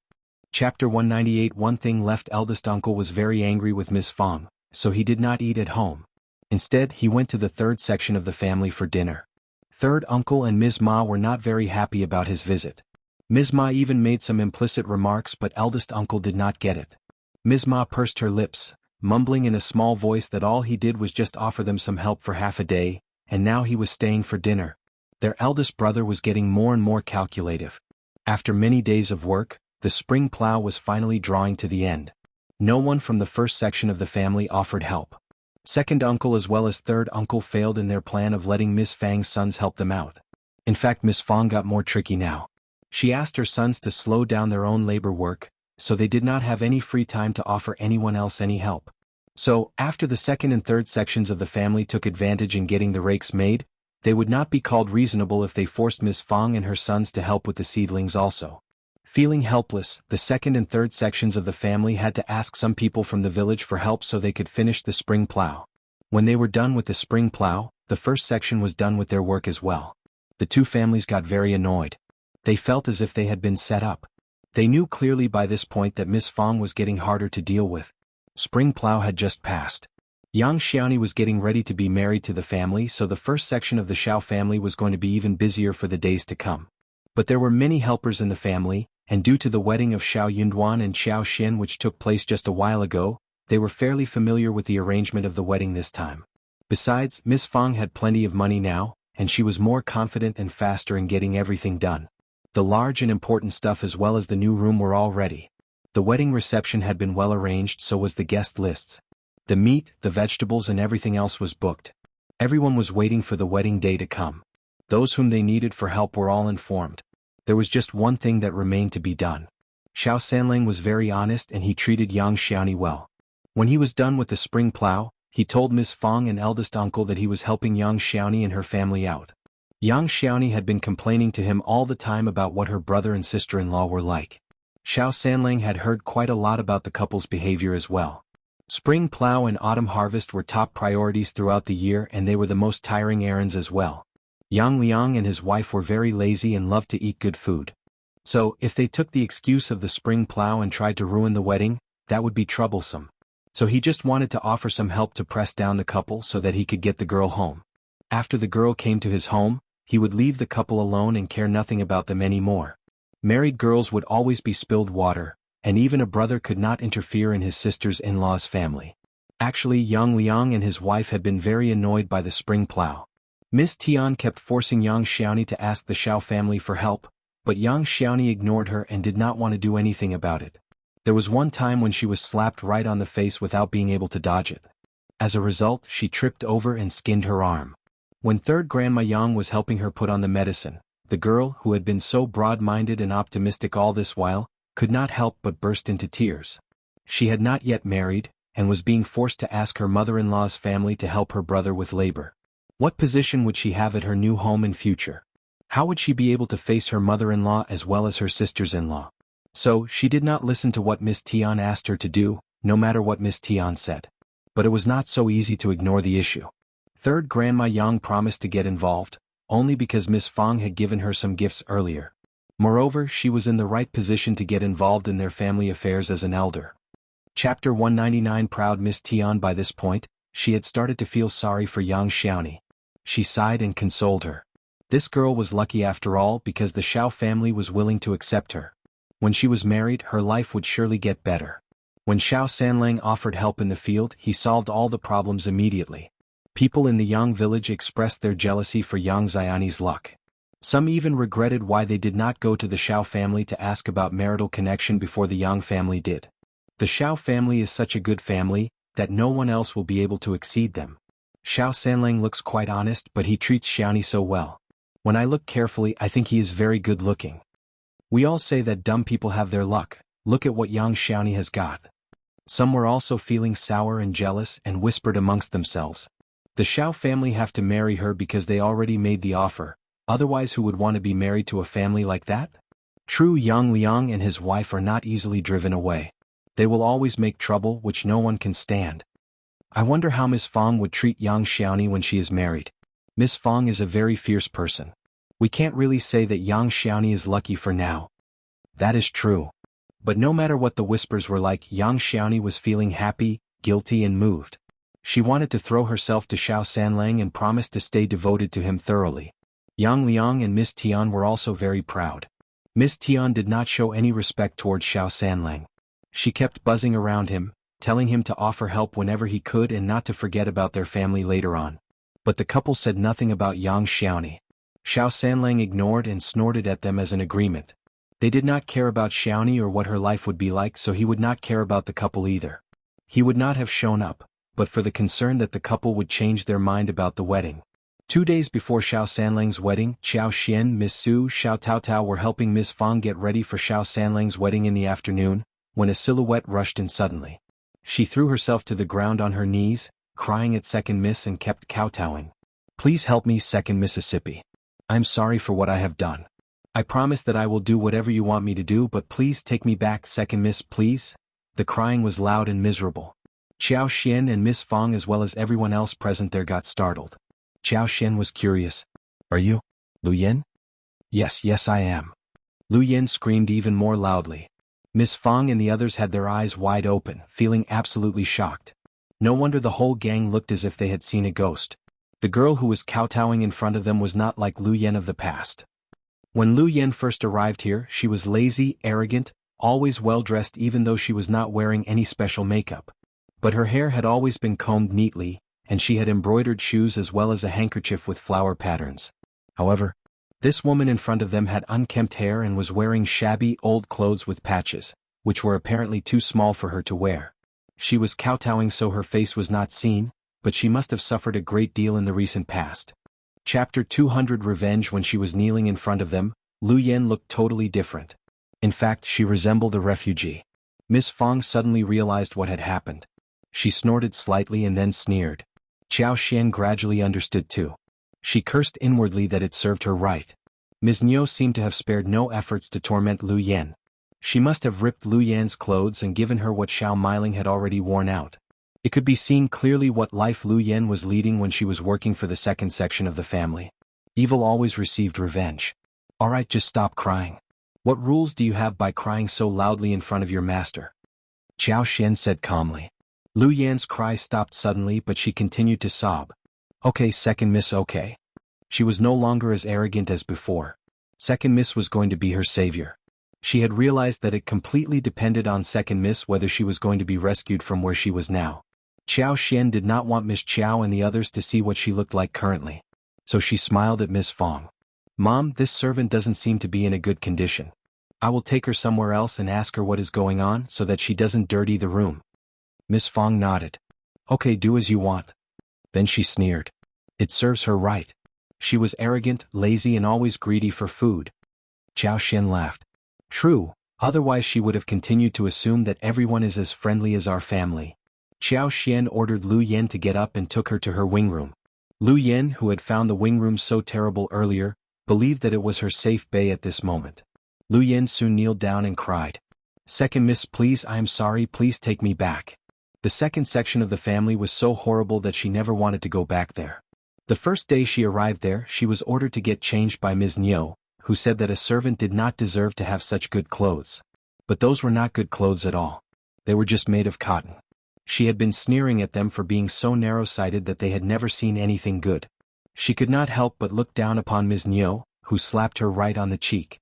She felt her ears buzzing, and had to obey whatever Ms. Niu said from then on. Ms. Niu and Xiao Meiling as well as the other members of that family kept ordering her to do all kinds of work, as if they had never ordered anyone before. What was more, she was overloaded with all kinds of housework. It included laundry, cooking, wood chopping, fire starting, dishwashing and yard sweeping. Apart from that, she was instructed to serve them tea, do massages and dig the ground in the yard with a shovel. If she failed to do anything, she would be scaled, beaten and slapped on the face. Just one day before, Xiao Meiling suddenly got annoyed and started to kick her.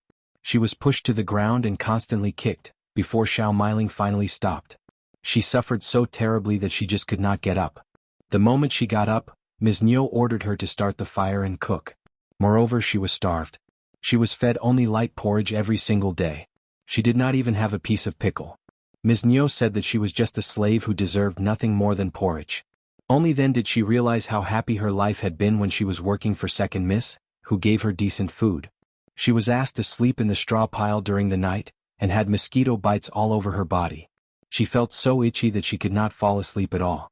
But that did not excuse her to rest the following day. She had to get up and continue to work.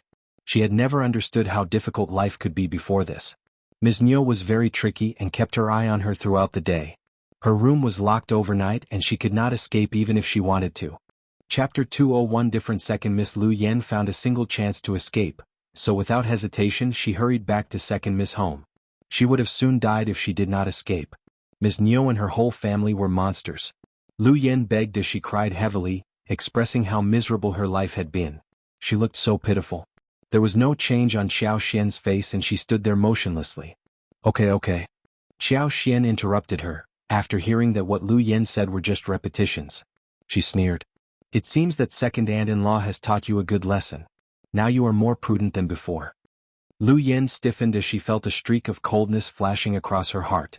She started to shiver. She gasped and uttered no words. Xiao Xian sneered. I will bring you back to the Qiao family on the 15th day of August, but what are you going to tell Madame Qiao and Qiao Wei? Lu Yen was both happy and scared inwardly. It was not yet June and the 15th day of August was already so far away.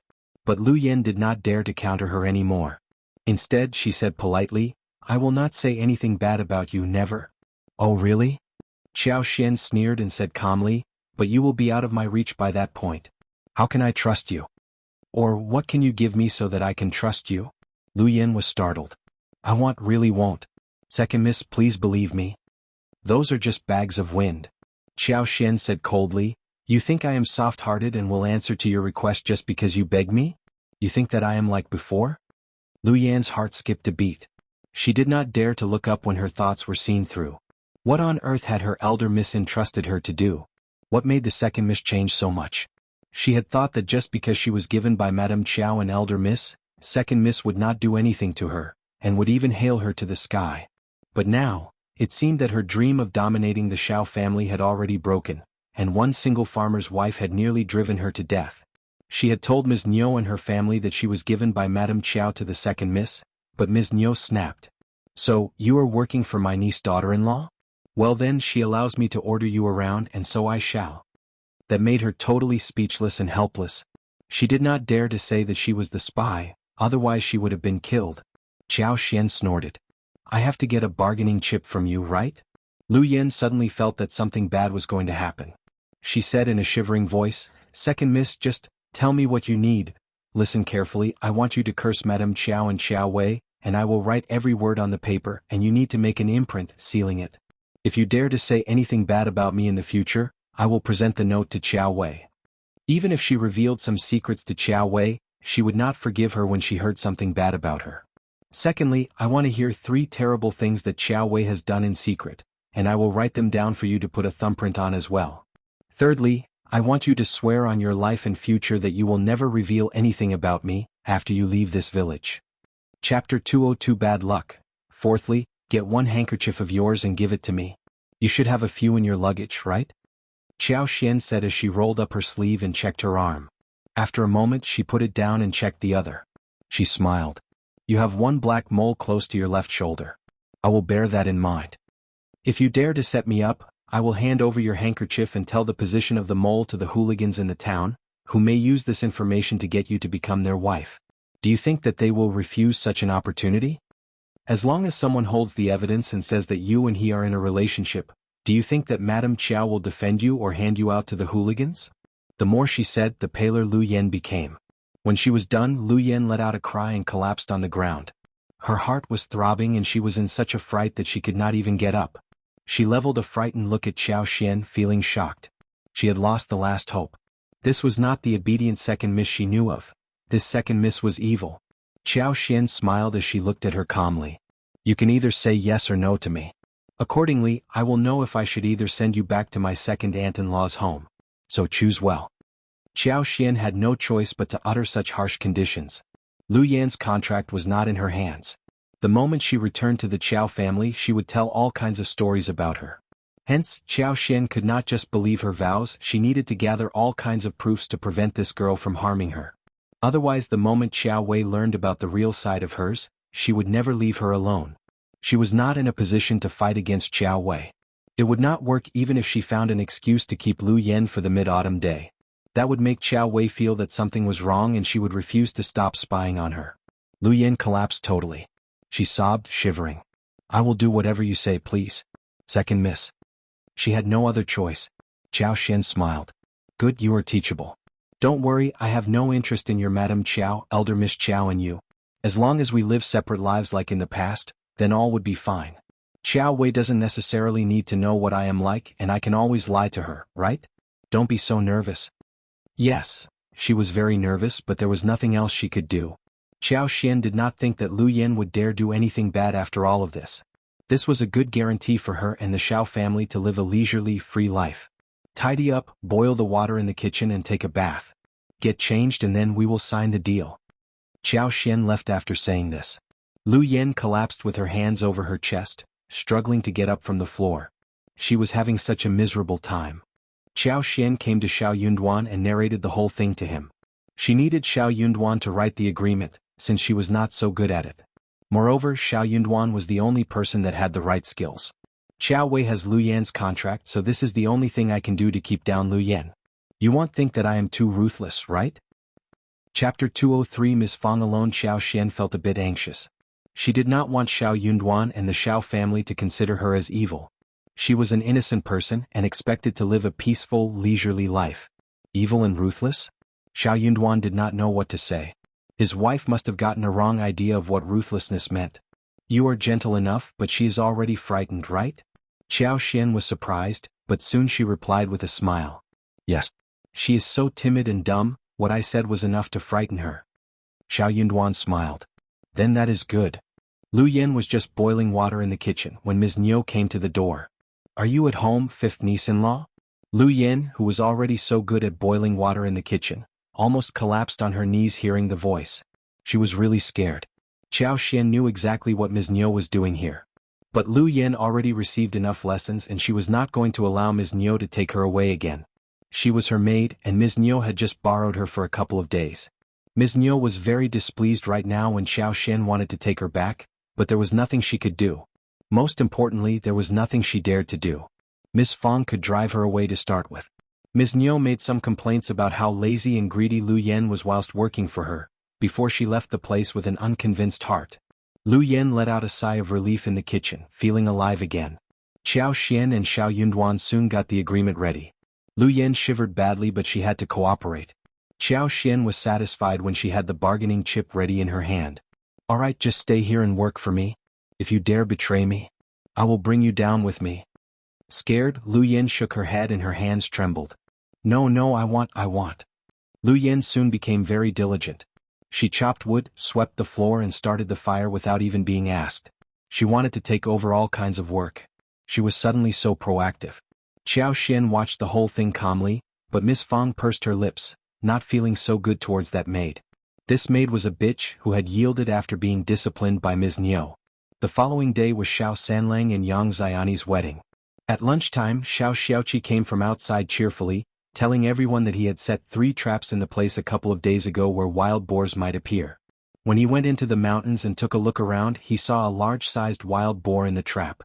It was too heavy for him to carry. So he came home to fetch some helpers. Mom, the wild boar is really big. It weighs at least 100 kilograms. There will be one more kind of dish served at the wedding tomorrow. Xiao Xiaoqi was so happy about it. So was the whole family. Xiao Sanlang was so thrilled that he returned an excited greeting. Brother, thank you so much. It is going to be great. You are welcome, third brother. Everyone would like to have a flourishing wedding.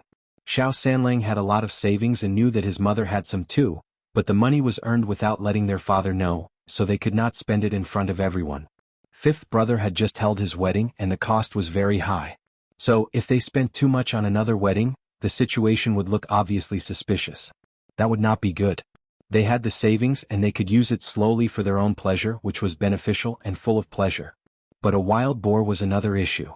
That wild boar weighed more than 100 kilograms. It should be a big thing. Chapter 204 Good luck. Hence, he fetched some villagers to carry the wild boar home. The second and the third section of the family also went to help. If they refused to offer some assistance, they might not be given any share in the meat later. Xiao Erlang and Xiao Xilang both went to help, as did second uncle and third uncle who wanted to check what was going on. The two families got so jealous. Why was a wild boar caught at this time? They would not be given much meat when the wild boar was caught at this moment. They would have received dozens of kilos at any other time of the year. Ms. Ma pursed her lips. She must have done this on purpose, right? In the afternoon, the wild boar was carried home, and many villagers came to the house to watch it, saying that the first section of the Xiao family was so lucky to have gotten a wild boar on this occasion. It was perfect for the wedding to take place the next day. They became even more cheerful when they thought that they could have a taste of the meat here. With the help from the villagers, the wild boar was quickly disemboweled, chopped and broken down into pieces. It was very cold in the mountains and the meat was so fresh. Even after one night, the meat would still remain good. Miss Fang was very generous. She gave 1 kilo of meat to every helper. She gave 1.5 kilograms to the second and the third section of the family, as well as a pig foot for each family. Of course they wanted to have it all. Ms. Niu even tried to sneak one into her bag, but she was spotted by Xiao Taotao, who screamed, "What are you doing, second aunt?" Xiao Taotao's scream drew everyone's attention. Ms. Fang sneered inwardly and asked Ms. Su and Xiao Taotao to put away the meat on the board, saying with a smile, "Second sister-in-law, thank you for trying to help, but we can put everything away ourselves. Just go home and rest so you can come and help us with the wedding on the following day." They had to help with the wedding, otherwise they would be blamed. The first section of the family did not care about their help, but she still asked for it. Ms. Niu said timidly, Okay, I know." She sneaked a look at Xiao Taotao and turned around. Ms. Niu mumbled inwardly, cursing the girl for being so bold nowadays. She never dared to counter her in the past. She was so angry. It was never easy to deal with the inner organs, which required a lot of seasonings, so the other families were not interested in the task. But Qiao Xian's cooking skills and dealing with inner organs were all approved by the family. Qiao Xian did not disappoint them either. She made a table full of good dishes in the evening. The pork liver was cut into small pieces, and marinated with various seasonings. Then the slices were wrapped in net oil into egg-sized pieces, and slowly fried in the oil pan. This kind of dish required a lot of effort, but the end result was very tasty. When it was fried, the smell was so good that Qiao Xian asked Xiao Xiaoqi, Xiao Taotao and her niece and nephew to fry and eat at the same time. The dinner was warm and fresh, salty and fragrant. The pork loin was stir-fried with garlic sprouts and green peppers, and the large intestine was still stir-fried with pickles such as sour, spicy and crispy radish and beans. The pig's trotters were stewed first, and then put in the pot to make a sweet and sour dish. You're tuning in to the Phantom Sword Chronicles YouTube channel. Don't forget to subscribe and join us on this journey to catch the most captivating stories.